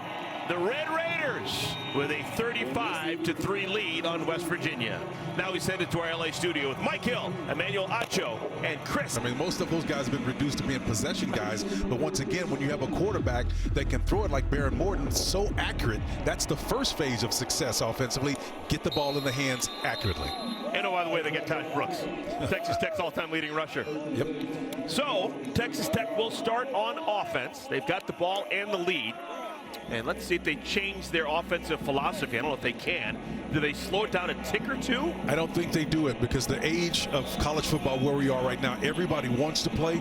Everybody needs to play. There's something else that Joey McGuire, the head coach at Texas Tech, is looking to do. He's changing the culture. And hopefully we'll get a chance to unpack specifics of what he does and what he has done to engender a new era. Well, Brooks still needs 7 more yards to get to the century mark. He has rushed for 100 yards every game he's played, and that could do it right there. Boy, if Trotter hadn't got that shoestring tackle, he hits his head on the goalpost. He's still running, partner. I mean, Brooks has been outstanding, and he's just a gnat, you know what, away from busting that one. Yeah, they do give him 7 yards, so that's another 100-yard rushing day for Brooks. He has got 100 yards rushing or more every game this year. Only he and the Wunderkind out in Boise State, Ashton Jeanty, can make that statement in FBS. Boy, Jeanty is just like an automatic. You talk about, you use the term velodrome. I think his timing. Busted plays, he turns them into big plays. Average plays, yardage gains, no way he should get more, he gets more. The guy is unbelievable. 3rd down and 3. Let's see if they run it 3 straight times. Oh, they do. So this is a statement right here. You just go with your stud, and they've got enough for the first down. Well, this is Zach Keatley, the coordinator, giving homage to the senior, right? We're giving him some love. I mean, he's had to find his place in this 5 vertical concept from time to time, and he's done it. I mean, Zach has kept everybody happy, man. Even 28 in the throw game. So 100 yards rushing for Todd Brooks and a 30-yard catch in the second quarter. Now he'll get spelled. Jacoby Williams in the back of the backfield with Morton. Nice. And incomplete over the head of Coy Aiken. Aaron Morton's pass incomplete. It brings up 2nd down and 10. Both sides bowl eligible. Texas Tech 7-4 overall, 5-3 in conference. Win today gets them to 8 wins, a bowl win, 9 wins. That is a narrative that Joey McGuire is drooling over. 2nd and 10. Quick pitch and catch. Aiken with the catch. I mean, look, even these high percentage throws are the proper throw. In other words, where he's placing this ball is where the receiver only has to do is turn and get upfield. I mean, it's just, it makes it so easy. It's a turnkey solution at quarterback and receiver. 5 catches for Aiken. Incomplete. There's a chance that maybe that was a backwards pass, and that's why Josh Kelly jumped on it. Yeah, and Josh should have had that. You know, it was another one that hits his hands. If it hits your hands cleanly, you got to catch that one. Maybe it pulled him a little bit back to him, that Morton on that one, but should have had it.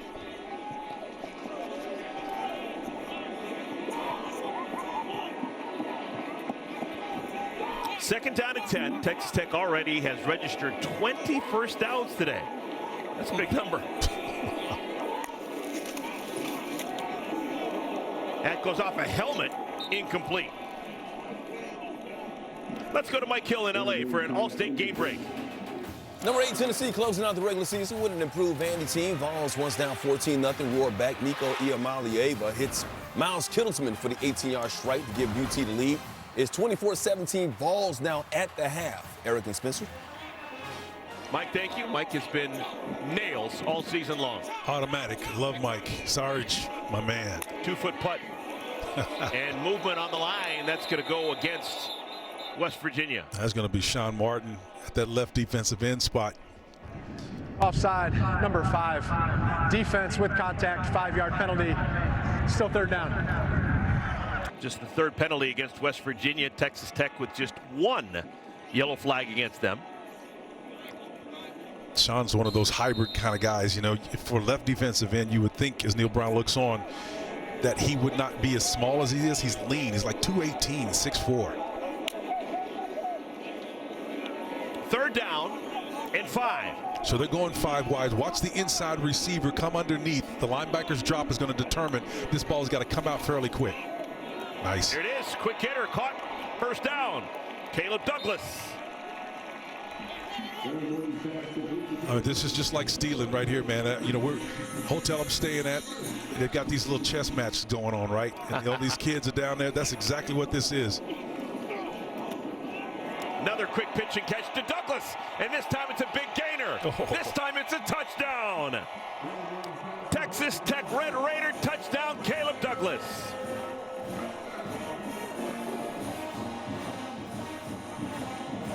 Sixth receiving touchdown of the year for Douglas. Well, Caleb is working here with off coverage. There's nobody there, right? He pivots, turns, placed the ball on the inside, and if you don't take the correct angle, and that was Anthony Wilson, the safety, if you don't come proper downhill, a guy like this, I mean, even an average receiver can get to the end zone quick as a hiccup, and the captain right there puts his team in another position to make another great play. 31 yards on the touchdown reception for Douglas. Garcia's extra point is true, and the lead swells to 42-3. So, Texas Tech, they keep the beat going here in our second half.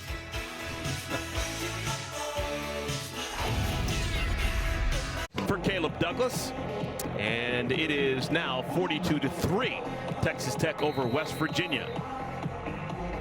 So as impressive as the offense has been for Texas Tech, don't go to sleep on the defense. They've only allowed 3 points. Yeah, that's for sure. They deserve some plaudits, and hopefully it'll impact some. West Virginia's going to get their first look at the football here in our second half. Tortillas flying.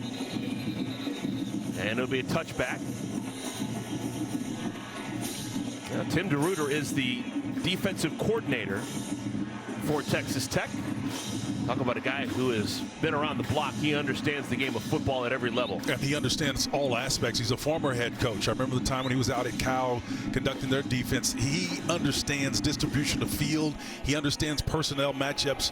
We thought the injuries he had at the defensive tackle and the under tackle was really going to malign him today. But his guys stepped up big time, and it's in small part because of the success he's had and the structural changes he made. We got 2 quarterbacks in the game. This is Nico Marchiol. And Marchiol trying to get it to Garrett Green is tackled from behind. Nico Marchiol got a bunch of playing time early in this year, started a couple games at Arizona and at Cincinnati.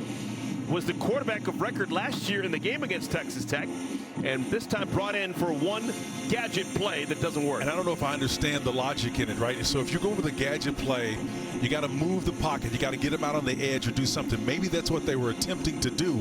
But again, everybody knows you're going to run the ball. If you can't get the ball out and it's not an obvious pass, you might as well keep it in your back pocket. Inverted bone. And the former Oklahoma Sooner nods his head.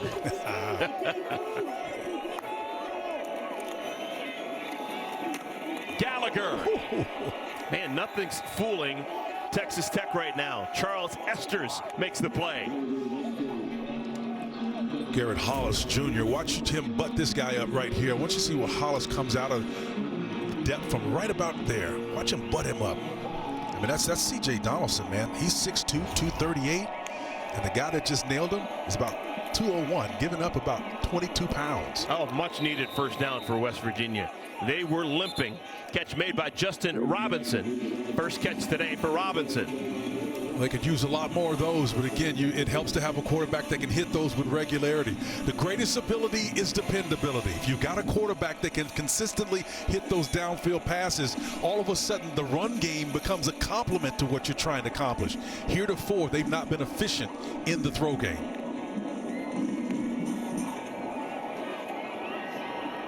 Green. Donaldson's got it. Tackled at the 44-yard line.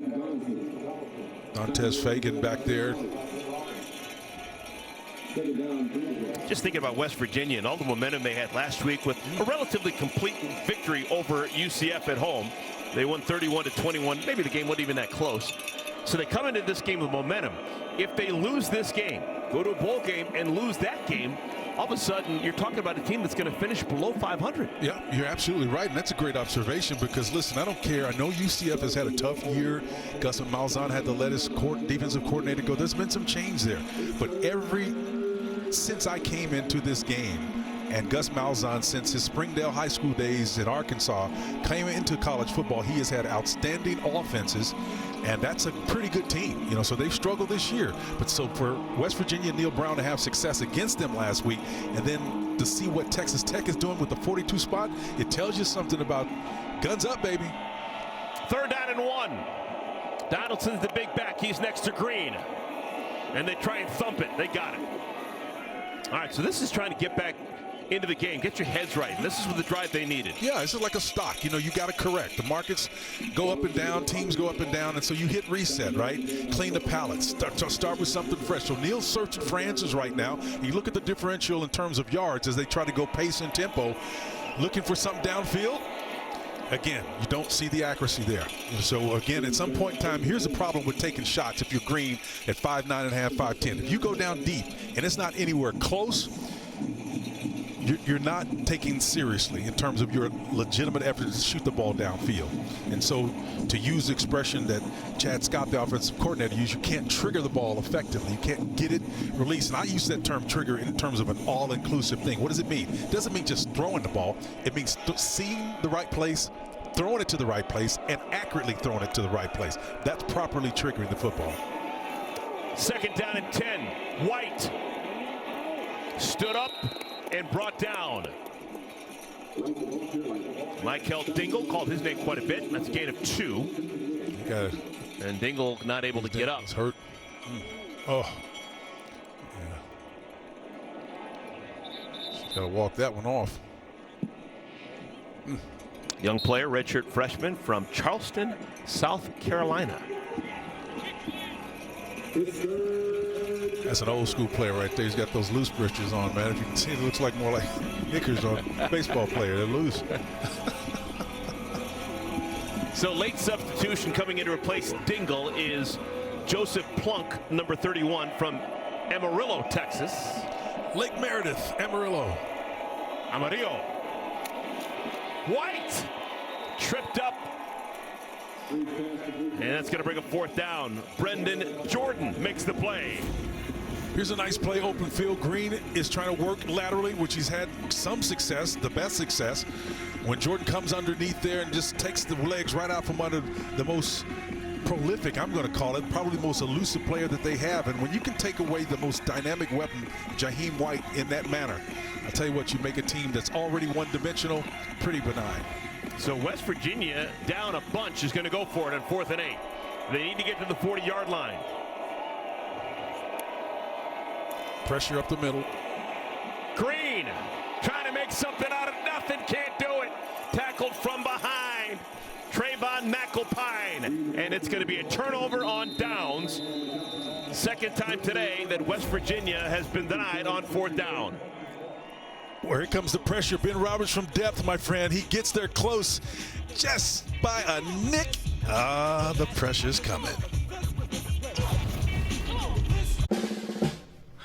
And then Love and Life. Texas Tech showing off for their fans. 42-3 is our score. 39 of those 42 points have come since the first quarter. Red Raiders have the ball. You'd imagine they still got the foot on the pedal. This is how they are. This is who they are. Taj Brooks, a monster day for the senior, playing in his final home game. And he doesn't even go down. There's 3 Mountaineers on him, and he still doesn't go down. Yeah, he could have gone out of bounds, right? But you can tell he's not really trying to get extra yards necessarily. You know, he's physical enough to run over. He stays vertical, right? Turns and spins. They're going pace and tempo still, man. They're not going to let up. Oh, my goodness. That is intercepted. I don't think that ball ever hit the ground. Nope. That's going to be an Anthony Wilson interception. Ruling on the field is an interception. First down, West Virginia. Well, that's one of the rare good things that have happened. Wilson comes in, and it's triple coverage right here, man. But you talk about a dime. Now, I'm splitting hairs here at home. If you're Wilson and you're the receiver opposite of him, I think Conyers may have taken his eyes off at the ball just a little bit when that white flashed. You can look at it in real time. You can see him kind of gather himself and protect himself. He's triple covered, but that ball was a dime laid right in there. Anthony Wilson was actually trying to separate the ball from Conyers when the ball ended up in his arms, and he gets the pick.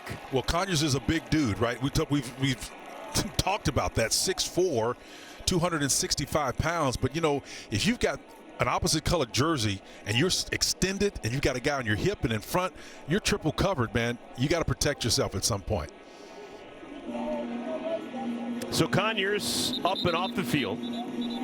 Conyers, one of those seniors playing his final home game. He's actually been around the block, started at Oklahoma State, was at Arizona State, had success in both spots, but freely admits he probably should have started at Texas Tech. They really wanted him. He chose to go elsewhere, but he came back and fell in love with the university. Well, that's one of those great positive stories right out of this new era that we're in right now with transfer portals and stuff. Guys can move, and I think making mistakes from time to time can be beneficial for them as well. Mountaineers had the ball back. No damage done. White crosses the 15. For those of you keeping count, that is the 5th career interception for Anthony Wilson. That was great patience by White on that play and made possible by that interception by Wilson. They got another chance to cut into this huge lead that Texas Tech has amounted. We haven't seen as much of Garrett Green running the ball as I thought we might. Yeah, that's a great point. You know, he's what, 2nd in rushing on the team by like 30 yards. So in the aggregate, you'd say this guy right here is as important a runner as anyone on the team. White close to the first down marker. Yeah, if Green was 2nd on the team in rushing, he's not anymore. He's gone backwards today. He's got 8 carries, negative 22 yards. I mean, think of that. That's 1/3 of your offensive production gone on a team that's exclusively a running team primarily. College football sacks count as rushing plays, and you lose yards. So if a quarterback sacked for 8 yards, that's -8 against him. I mean, you go into a game and you say, look, we got 3 guys all with about 600 yards rushing or so, and we're going to take one of them and throw him out the window. We're not going to have his production today. And we don't pass the ball, by the way. You think you have a chance to win? It'll be tough. First down carry for White. Pushed out of bounds after a gain of 7, maybe be 8.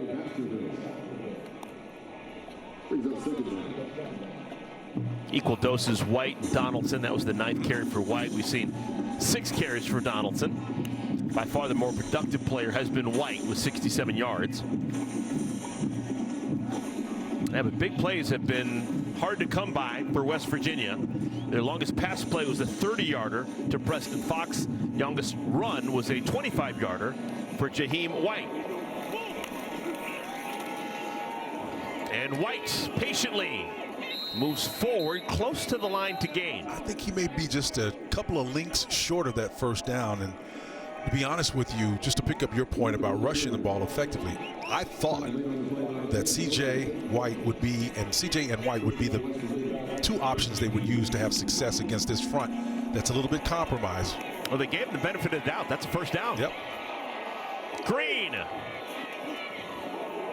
whips it to White, who's out of bounds. Ruling on the Interesting field, that you said incomplete pass. that you thought that White was going to be a couple links short of the first down. I think there's a generation of football fans that don't know what you're talking about. Yeah. They never bring the sticks out anymore. They don't bring the sticks out anymore. For those that are at home, you know, there's a chain, there's a link, right? And that link forms a longer chain. And if you tend to be a couple of inches short, I refer to them as links. Yeah. But they don't. We haven't had an official measurement today. You just kind of eyeball. That's enough. First down. But that used to be something that was perennial. Yeah, we're talking 10 times a game. The chain gang will come on the field and measure. I thought that was part of the drama of the sport, to be honest with you. That whole idea of men coming out to... All right, catch here opportunity. This is Rick Darius Farmer, his first play. He is an explosive young player from Melbourne, Florida.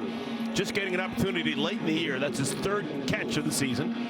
Only a 4-yard gain, but he has the chance to create the big play that West Virginia has lacked. Yeah, A.J. McCarty farming on that last play, man. He made him miss an open space there. Nosedive. 3rd down and 6.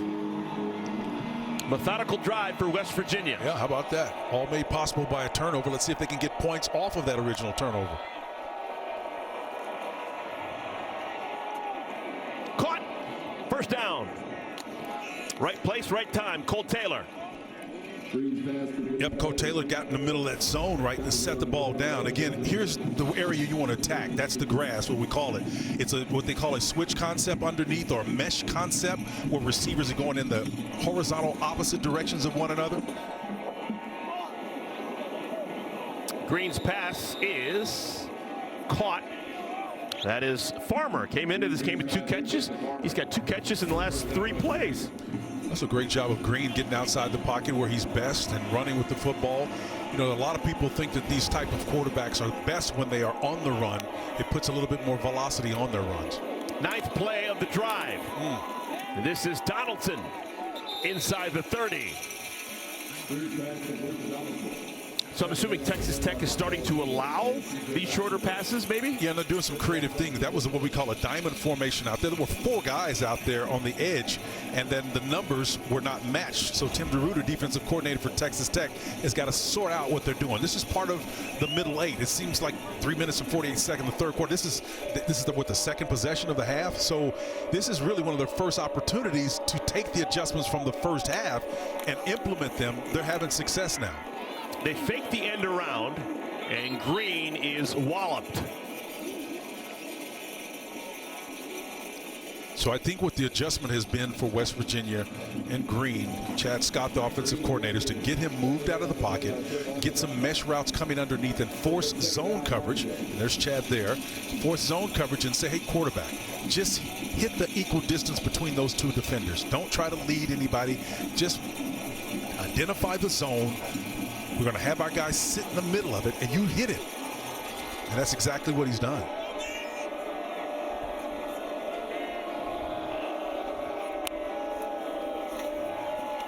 Four-man rush.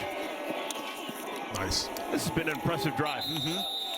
That's taken a whole bunch of time, and West Virginia didn't have a lot of it. That's Justin Robinson's second catch. But at least they're putting something positive forward. Yeah, and so what Tim DeRuyter's counter has got to be, he's got to come out of this kind of zone under concept and then get into more of a man scheme and make one of the guys make a play or break on the ball and try to get that ball back. Otherwise, even a quarterback that's not a great thrower or not that tall can find the distance between 2 defenders and split it and hit it.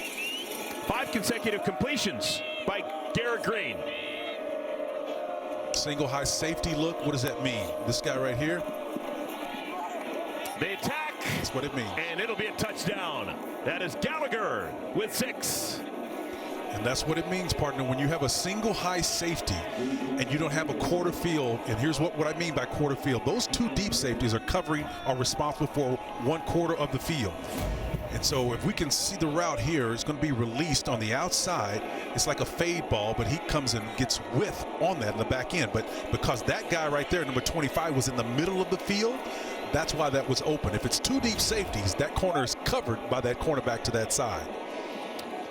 So West Virginia got the ball on the interception by Anthony Wilson, and they marched down the field methodically, 90 yards in 12 plays. Took 6 minutes to do it, but they get a touchdown. Now they'll go for 2. Green tackle eligible. This is Milam. He didn't get there. Oh, the All-American tackle who has been a part of so many memories in West Virginia history. They try and give him an attaboy, and he just doesn't quite get there. Love the effort. It's that time of year again to get the Honda. Eric, you were talking about why suddenly did West Virginia have success. I want you to look at this guy right here. He is covering the middle of the field. It's a heck of a long way to cover that third. If he were in 2 coverage, that is cover 2, a man over there, that play is not available. It was because of the selection of that particular play and the route and the coverage, single high safety, that he put enough pressure on that safety to get to that corner. He wasn't able to get there. So all of a sudden now, Chad is doing a wonderful job as coordinator, Chad Scott, of finding the matchups that marry the route combinations that he wants. 3rd touchdown of the season of the receiving variety for Rodney Gallagher.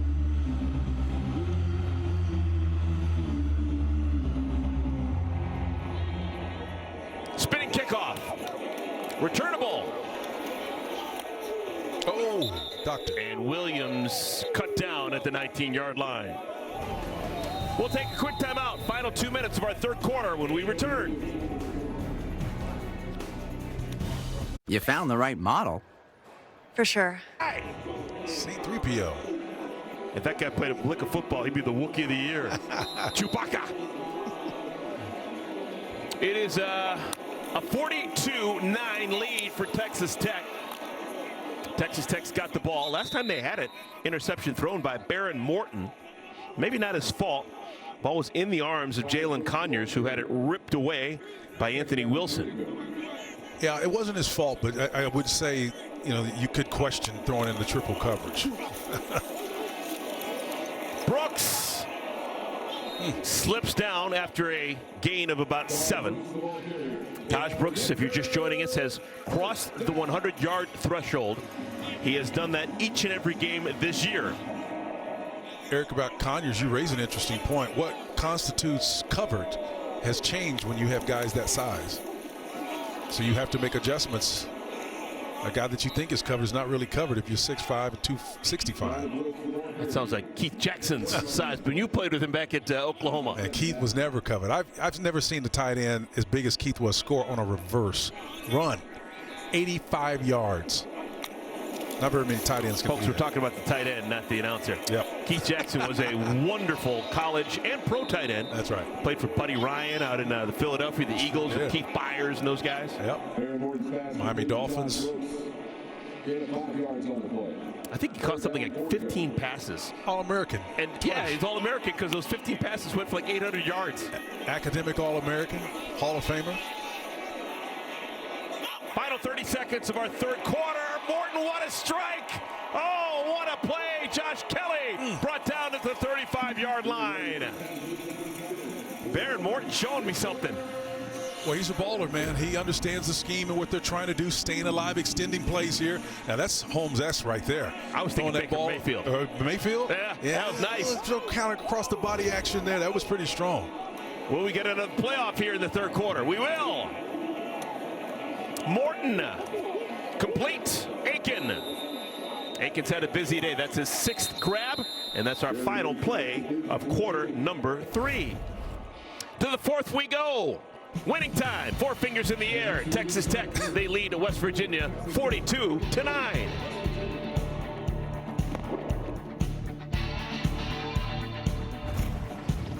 The regular season at Jones AT&T Stadium, and the smoke machine still works. We made it to the 4th quarter. Texas Tech 42, West Virginia 9. Game calmed down after that really crazy 2nd quarter dominated by Texas Tech. I think they actually ran out of smoke. I think that's what actually happened. Red Raiders have the ball. Oh, nice. Gain of 3, maybe 4. Josh Kelly. Kelly came into this game with 80 receptions. That catch right there is going to be his 8th of the game. So factoring in a bowl game, he could have 100 catches on the year. They're trying to get it. They've got 5 wide looks. That's all about 5 verticals. They're trying to push the ball upfield, man. Kelly, 8 catches, 124 yards. Nice. Catch is made. This is Kelly again. And he's down to the 3. You don't think Texas Tech is trying to score, man? I'm telling you, this is a beauty contest. This is the age of college football. 5 verticals. Combination route underneath. Conyers acting basically as a shield, blocking that inside defender, clearing the path for Kelly. Texas Tech has had 10 third downs and converted a first down 8 of the 10 times. It's incredible. 1 minute into our 4th quarter. I think they should move from this. It's a closed formation. They've got to, if they want to affect something, they've got to move. I say get it to Brooks. And Brooks is your bell cow. That ball was doomed from the beginning. A closed formation against that front wasn't going to have success. So you got to literally move guys in space down here, man. It's really tough to score in a compressed area like that. You have to orbit motion, bring somebody around to physically make them move. If nothing else, you get a sense of what kind of defense they're playing. If it's man or zone, you need indicators. Conyers has come into the game. Looks like he's going to take the direct snap.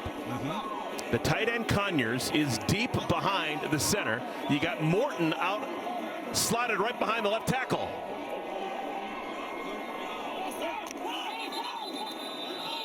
And West Virginia is convinced that someone moved on Texas Tech. False start.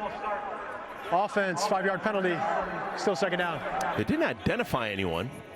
Well, Jalen Conyers upset because he's probably going to take him out of the game for that play. So everybody's going to get buzzed for the movement here on the front line. Watch the little wiggle. Left guard. I think the center didn't snap it. Yep. Everyone moved except for the center and the ball. Sheridan Wilson. That's only the 2nd penalty of the day for Texas Tech. It's been a clean game. Morton back in as the center, as the quarterback. Brooks. Oh my goodness, just vicious. There's going to be a late flag in there, but did you see at the last minute Brooks put his head down, and if he needs to return and get violent, he can do it, man. The guy's got so many tools in his toolbox. I think that was just a tortilla flying in the wind. What it was? Yeah, it wasn't a flag. It did tortilla. flash, wasn't it? Could have. Yeah.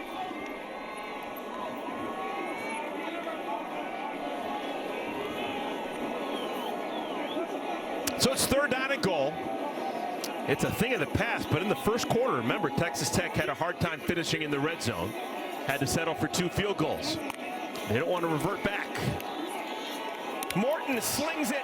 Bobble. Oh, they dropped. Oh, my goodness.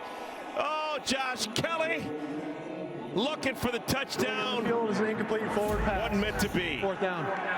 Well, triple formation to the wide side of the field. And again, it's just like a nice little rub route, if you want to call it that. It's not a pick. Kelly just lets this ball double clutch and he bounces it, man. He just doesn't catch it. The throws from the sunlight into the shaded area. Yeah. Can I give him a little bit of grace because of that? Maybe you give him a little bit of grace, man. But, you know, you're trying to hang half 100. Right about this time, Barry Switzer was sitting there and saying, you want to hang half 100 on these fellas? You got to get it, man. Got to handle that one. Garcia remains perfect. Just a 22-yarder. It's true. 45-9 is our score. Look out. College football, everyone's gone away from campus, but you're still with a mission, something to do with all your teammates. Yeah, it's not necessarily unusual to have Thanksgiving with the team, but the cultural shift that he's instituted there has really been something special. I mean, even bringing in more of a defensive mindset to a place that historically has been all about offense, right? And that has profound implications as far as recruiting is concerned, Eric. Fair catch called for. There'll be a touchback. Garrett Green and the Mountaineer offense comes back out in the field. Last drive was by far and away their best. 6 straight completions for Green and the touchdown. Neil Brown was talking this week about how much he enjoys being around a football team on Thanksgiving weekend. Dates back to his days in high school playing ball in Kentucky. And in Kentucky, if you're playing Thanksgiving weekend, that means you've made it to the state semifinals. Well, it means something. He's used to playing for it when it did matter. And again, in this day and age, these kids want to be part of something that's relevant. And that means playing later in the season. Trying to set up a screen to the tight end, nothing there. And I apologize, Spencer. I should know. Back in your old Big 8 days, Thanksgiving weekend, Oklahoma played who? Well, it depends. I mean, a lot of times we didn't play on. Okay. You know, so I mean, during that Thursday, obviously, Yeah. playing that. We weren't playing on Thursdays back then. It was more of a pure game, shall we say? But your Nebraska game wasn't at a specific time of the week. It was close to that year? time. Okay. Close to that time. You know, third week in October is always Texas. And in November, Nebraska was usually, and it usually meant a national championship implication. Oh, yeah, it did. All did it.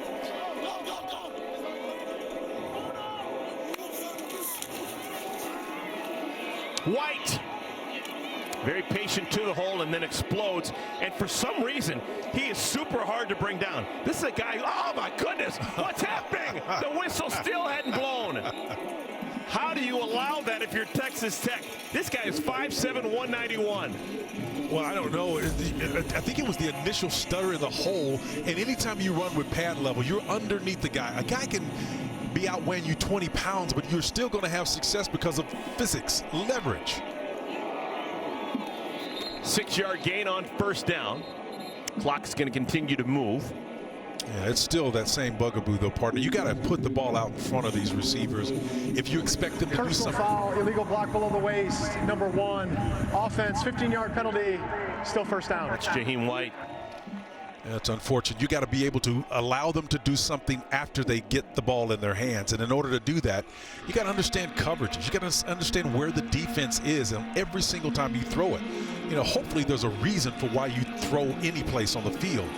And when you know where people are, you can protect your wide receivers. And that's one aspect of the game that Green really hadn't matured in, and size won't allow him to see all of that. Well, just like Todd Brooks, over 100 yards on the day. White would like to get there. He's 3 yards away. 12 carries, 97 yards for Jaheim White.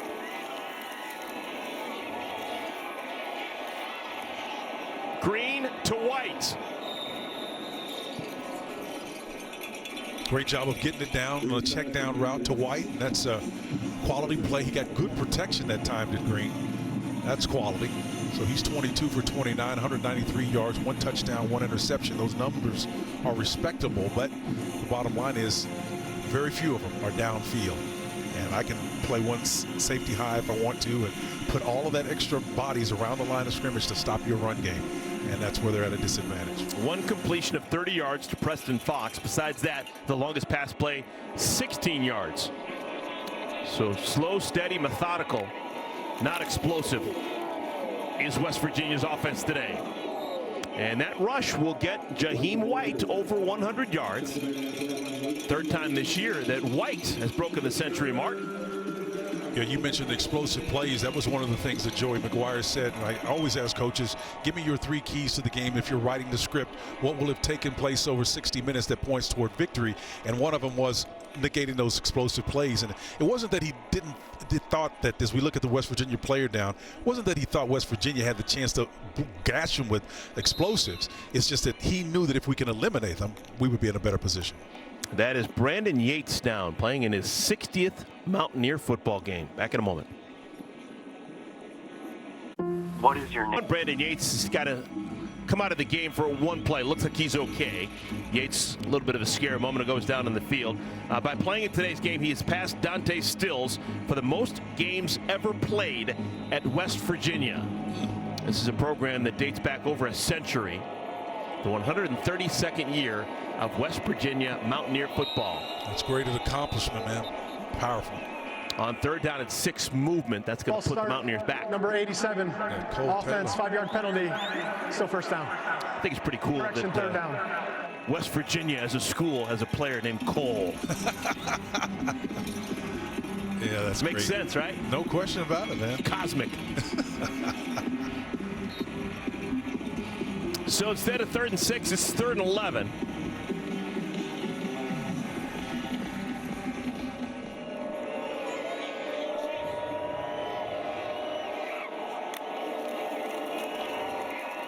Pressure. Pass is low. Is it scooped up?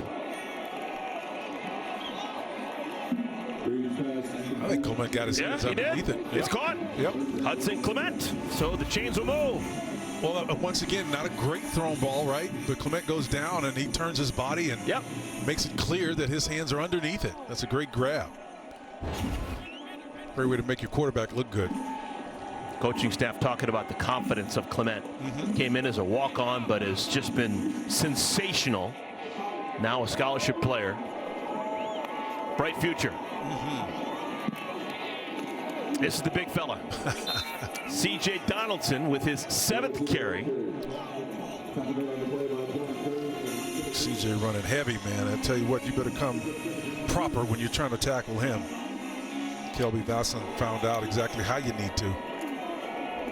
He's actually new to the running back position. He was a tight end in high school, converted to running back just because of the body type. Man, 6'2", 240. Yeah, and coaches have to constantly remind him to run with pad level, right? Because of that great size, and it's not natural for him because he did so many other things. But he's had to grow into that role, and he's become pretty good at it.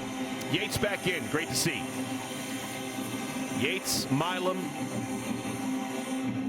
Hubbard, Malone, all seniors on that offensive line for West Virginia. Oh, nice. White with a spin. Oh my goodness. Look at Jaheim White go. What a special talent. 21 yards to pay dirt. I'm telling you, folks, you won't find a better move against a defender, Isaac White, who plays that left outside linebacker position. I mean, I'm telling you, man, he swung him around and just twisted. I mean, watch this move. Oh, man. Isaac Smith didn't have a prayer to catch White in that. Man.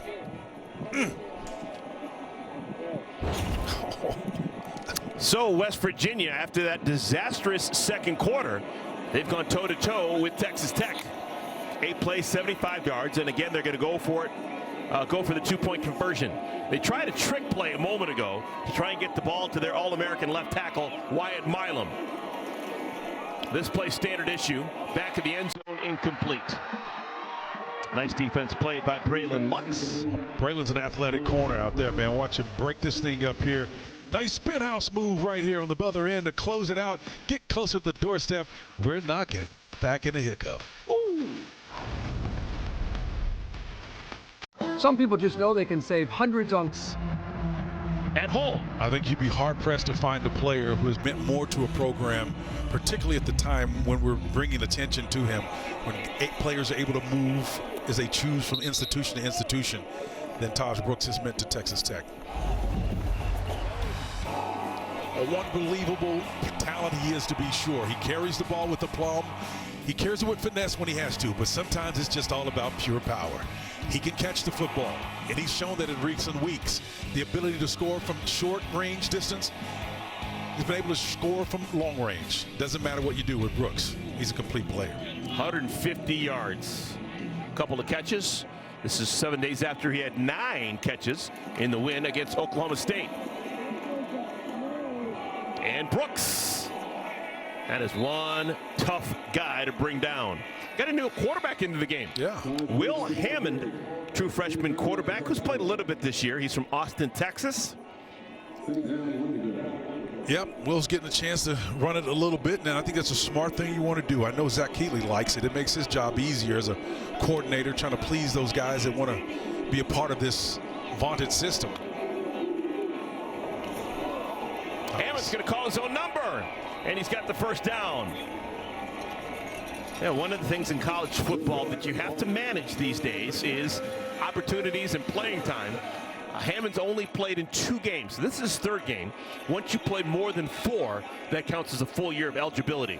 So this is just kind of gravy for him, getting a chance to play and not using up any eligibility. And absolutely getting in there in consequential situations where you've got to read a defensive end, make the right decision. That's where the confidence comes from, demonstrated ability. Pretty easy to have some confidence when you get Taj Brooks next to you. Just hand it off to Taj and you're good to go. Yeah, that helps. And really on that last play, though, that defensive end, Taj wasn't involved in that particular play. It's him and that defensive end. If that defensive end crashes and you leave that ball in that belly, you're going to get toasted, man. He made the wise choice, pulled it, kept it, and ran, and got some good yards.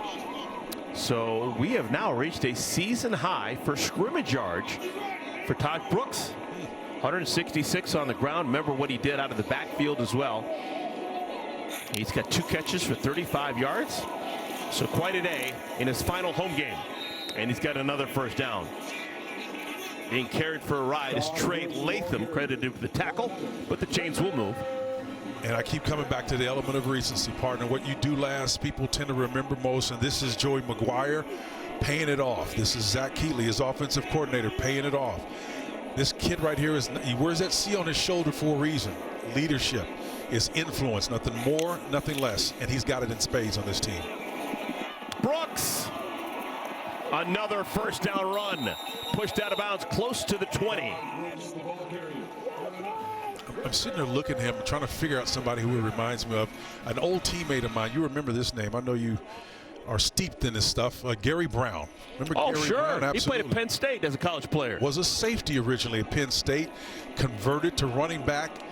Unbelievable talent. Played with him at Houston. The late Gary Brown unfortunately passed away a number of years ago. Was a running backs coach with the Dallas Cowboys. I'm telling you, the guy was impossible to bring down. Hey, they're going to take a timeout to take Taj Brooks out of the game. This is classy. 30 seconds. Final time at Joe's AT&T Stadium. Wow. All-time leading rusher, Taj Brooks.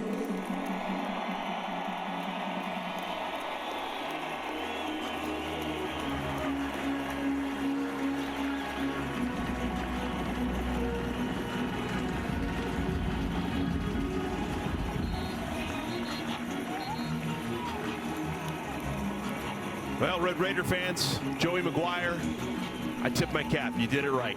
That is how you honor one of your legends. It's about moments, partner, and they'll remember that one. That extended pregnant pause to appreciate a guy who's meant so much to your program. Live in infamy. Countless early morning practices. You just took the words right out. Countless practice days in 110-degree weather. Countless reps. It's all worth it for that moment right there. I'm told. That'd probably be your opinion, not mine. No, but you're absolutely right. You nailed it. Listen, you don't have to have played the game to appreciate what the sacrifice involved is and what it would mean. And that's one of the things that makes us uniquely human beings. We're able to empathize sometimes, but sympathize at other times. And that guy right there, I tell you, anybody that's managed to stay through the college experience, whether it's 4 years or 6 years or a medical red shirt in those extreme cases, 7, you have done a lot. Williams replacing Brooks. Gets to the edge. It'll bring up third down. And both these sides are bowl eligible. Texas Tech and West Virginia know that they have possibilities for bowl game. That's Anthony Wilson down again. It's going to be interesting. There are a lot of teams across the country and in the Big 12 that are bowl eligible. Yep. See where everyone slots in when it's all said and done. This could be a rare scenario where you have too many teams and not enough bowls to cover all of them, and we'll see how it works out. But as far as Texas Tech is concerned, if you look at the arc of success, as we look at Neal Brown here, for Joey McGuire, his counterpart, to get to 8 wins shows a natural stair step up in the 3 years that he's been here, right? If you go 6-3, 6-3, then you get to 7-4, then now 8 wins, and plus with the potential to get to 9 with a bowl win. Man, you talk about leveraging that in the state, that's pretty significant. Well, 8 wins is a big number. Last time the Texas Tech had 8 wins during the regular season was back in 2009. That was the final year that Mike Leach was in town. Moved on and was replaced by Tommy Tuberville in 2010. And of course, Tuberville brought in Neal Brown and changed Neal Brown's life. But anyway, 2009 was the last year during the regular season that Texas Tech had 8 wins, and that's what Joey McGuire's team's going to accomplish with their win today. They're going to go to 8-4, 6-3 in the Big 12. And remember, these numbers are slightly skewed. You know, you think, well, where's Texas? Yeah. Where's Oklahoma? Yeah. You know, but listen, they don't control any of that. This is who they play against. This is who they're membership with, and that's what matters. You know, membership has this privilege. If that's not clear, ask Florida State from a year ago last year what happens when you're not honored the way you should be. Third down at 5. That's a first down. Jacoby Williams, 180 pounds, but runs hard. I guess if you practice and watch Taj Brooks play day in and day out, something rubs off. Oh my gosh, you know, listen, influence. Again, I keep coming back to that word. That's what leadership is. It's nothing more, nothing less. Jerry Rice was that way. You could not be on the same field without Jerry Rice. If you're a running back or a receiver, you ran the ball all the way down, Eric, to the other end every single play and brought it back because he would. And Williams is hit hard below the waist, and that'll bring up second down. Was Jerry Rice the best practice player you ever played with? Hands down. And right in his hip pocket was Roger Craig. Both of them were trained together in South Palo Alto, and those hills, and there was a path that he used to go all the time. And I tried it like 3 or 4 times. I tell you, I made it, but my tongue was hanging down on my ankles, man. I'm telling you, those guys are unbelievable, freakishly committed to their crafts. Just bleeding some more clock. We're going to go under the 4-minute mark. It's now third down.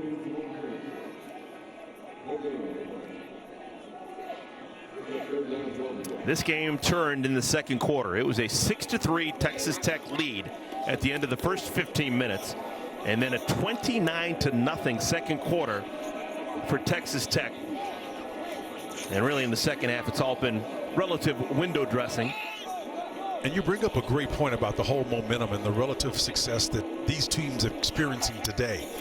Texas Tech on an arc up as Hammond releases and let's shorten away. There's going to be a holding penalty on this on the back end, but the bottom line is the arc that they're on, and conversely with West Virginia, it's going to be a tough sell, man, to get the right recruits in, to get them convinced. You lost 5 home games. You won your last one, but you got toasted on this last one here. Pass interference, number 18. Defense, spot foul, automatic first down. These days, one of the things you learn about these kids is we live in a world of images and impressions, and most people aren't interested in pulling away the veneer. They deal with what's on the surface, and they make decisions based on how good you played today, how good you played last week. Anything past that, you lose a kid for 2-3 years, you've lost the whole recruiting class. Hammond wants to throw. No, he wants to run. Nice move. And he's got a touchdown.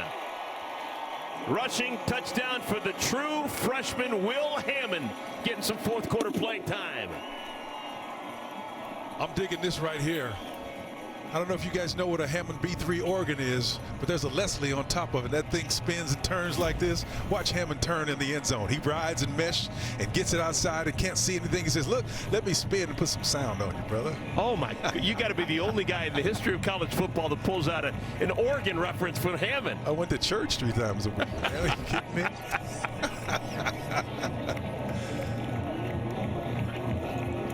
So there's your half 100. Texas Tech 52 points on the final Saturday of the regular season, and it's bell-worthy for Will Hammond. Baron Morton super solid to the first 3.5 quarters. They bring in Will Hammond, and he leads a touchdown drive. And look at the look on his face. You don't think he's not proud of that belt? He put that belt purposely on his shoulder. That's not corny, folks.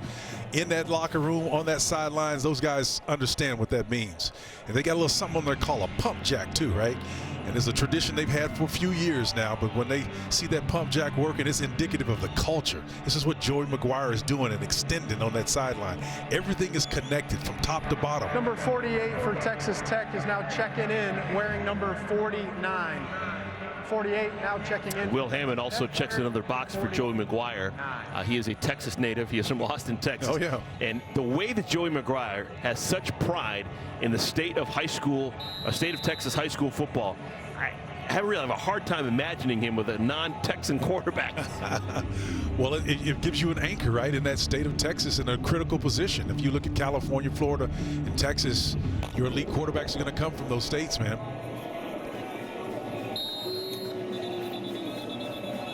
Take a look at the Big 12 standings. This is the final day of the regular season. We've got a final. The ledger, yeah, maybe there's an outlier at the bottom, Oklahoma State. But I guarantee you at the beginning of this year, with the departures of Oklahoma and Texas to the SEC, would you have said Oklahoma State wouldn't have been the heir apparent? They would have been the next in line, just from the sheer numbers of it all.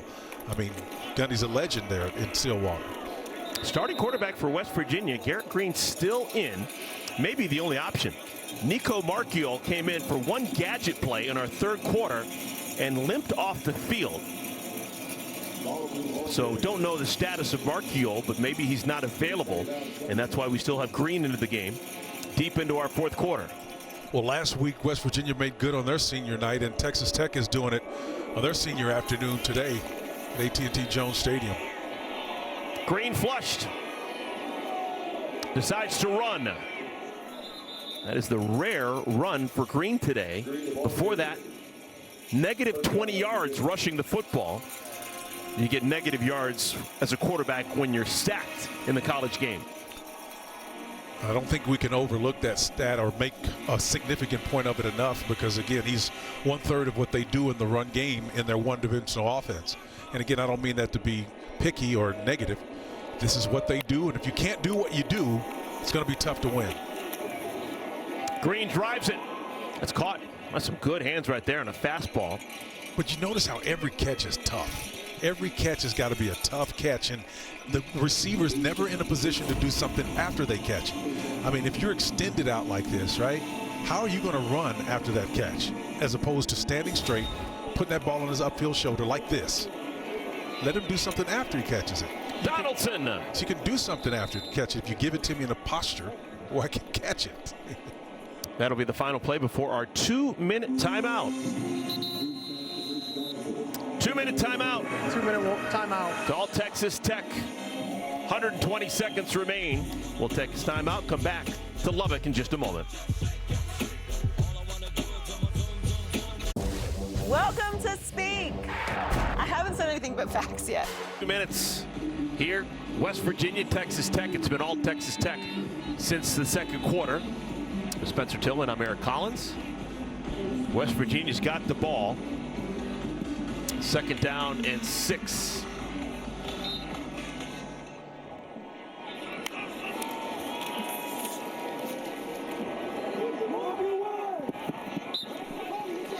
Well, this being the final game, I want to say thank you to our producer, Max Harnett, who has been fantastic holding our hands throughout the course of the season. Director Victor Gonzalez. Gonzo, top shelf, always. Oh, man, all of them are great. I mean, the whole crew, man. You know these guys more than I do, been around them longer, but I just wanted to say thank you for embracing me here. I mean, this is the best crew, best in the business. I got a great spotter, Connor Schmidt.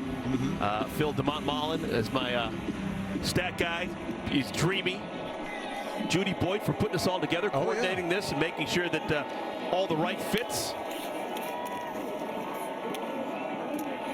And Spencer, I can't tell you, every week, either we're talking Bill Walsh, James Baldwin, you're pulling in some Soren Kierkegaard. It has been fantastic trying to keep up with that brain of yours. Oh, man, well, listen, it's fun. I believe that the game is an extension of life. Football is life, and that's how I see it as a metaphor, man. It's valuable. I've always known that as Jordan McGuire looks on, and he can tell you this, the red zone is not so much a place on the field as much as it is a set of circumstances that puts pressure on a team, an organization, an individual to achieve. And that's all these players are doing every single day, and we do it in life. And so the lessons I learned there, we put it in motion in life. We do have an injury right now, and hopefully it's not much. Thomas Remack, the left guard who has played the entire game, sandwiched in between Wyatt Milam and Brandon Yates, 2 outgoing seniors. Remack's had a nice year coming into this game, hadn't allowed a sack all season long.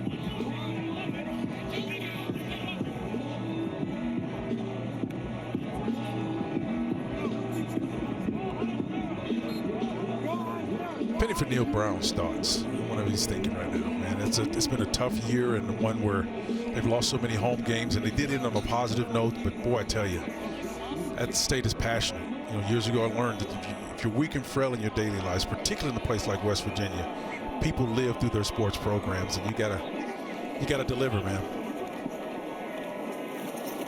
Underneath, that'll be enough for a 1st down. Clock stops temporarily. We're under 2 minutes and make sure the chains can move. And now it continues. West Virginia has 3 timeouts. I don't know how motivated they'd be to use them. We shall see.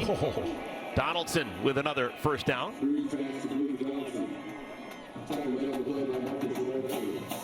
Clock moving. We are under 1 minute to play. Texas Tech getting their revenge. They lost against West Virginia a year ago. To the end zone.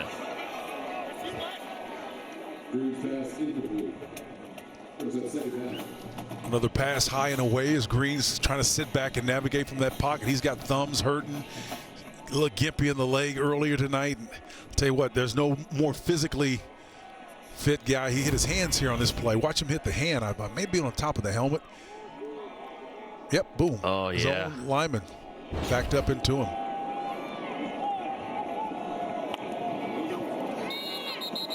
A left tackle moving. False start, number 74. Offense, 5-yard penalty. Second down. Rare mistake by Wyatt Mile. Yeah, very rare.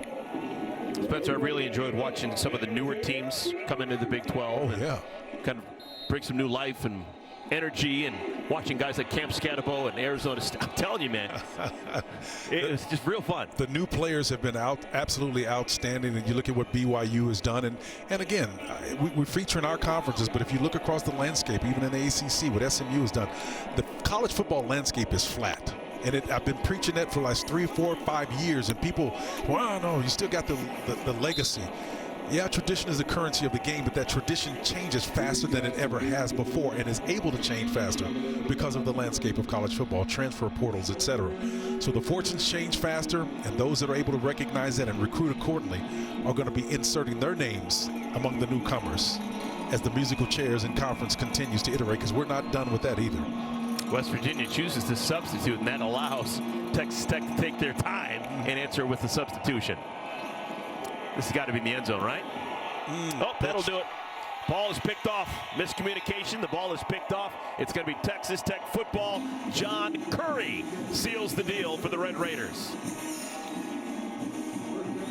Well, as Curry celebrates, that's been the narrative for West Virginia all year long, right? We are not a passing team. We're a running team. As long as we're doing that, Jordan McGuire knew it. He told us as much.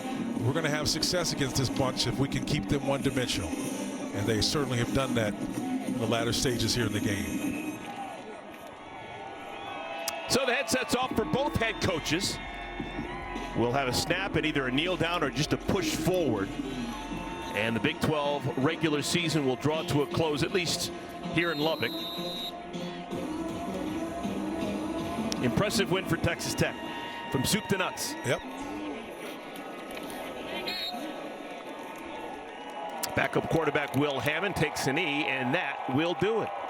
So, Texas Tech, they improved to 8-4, the magical 8-win mark.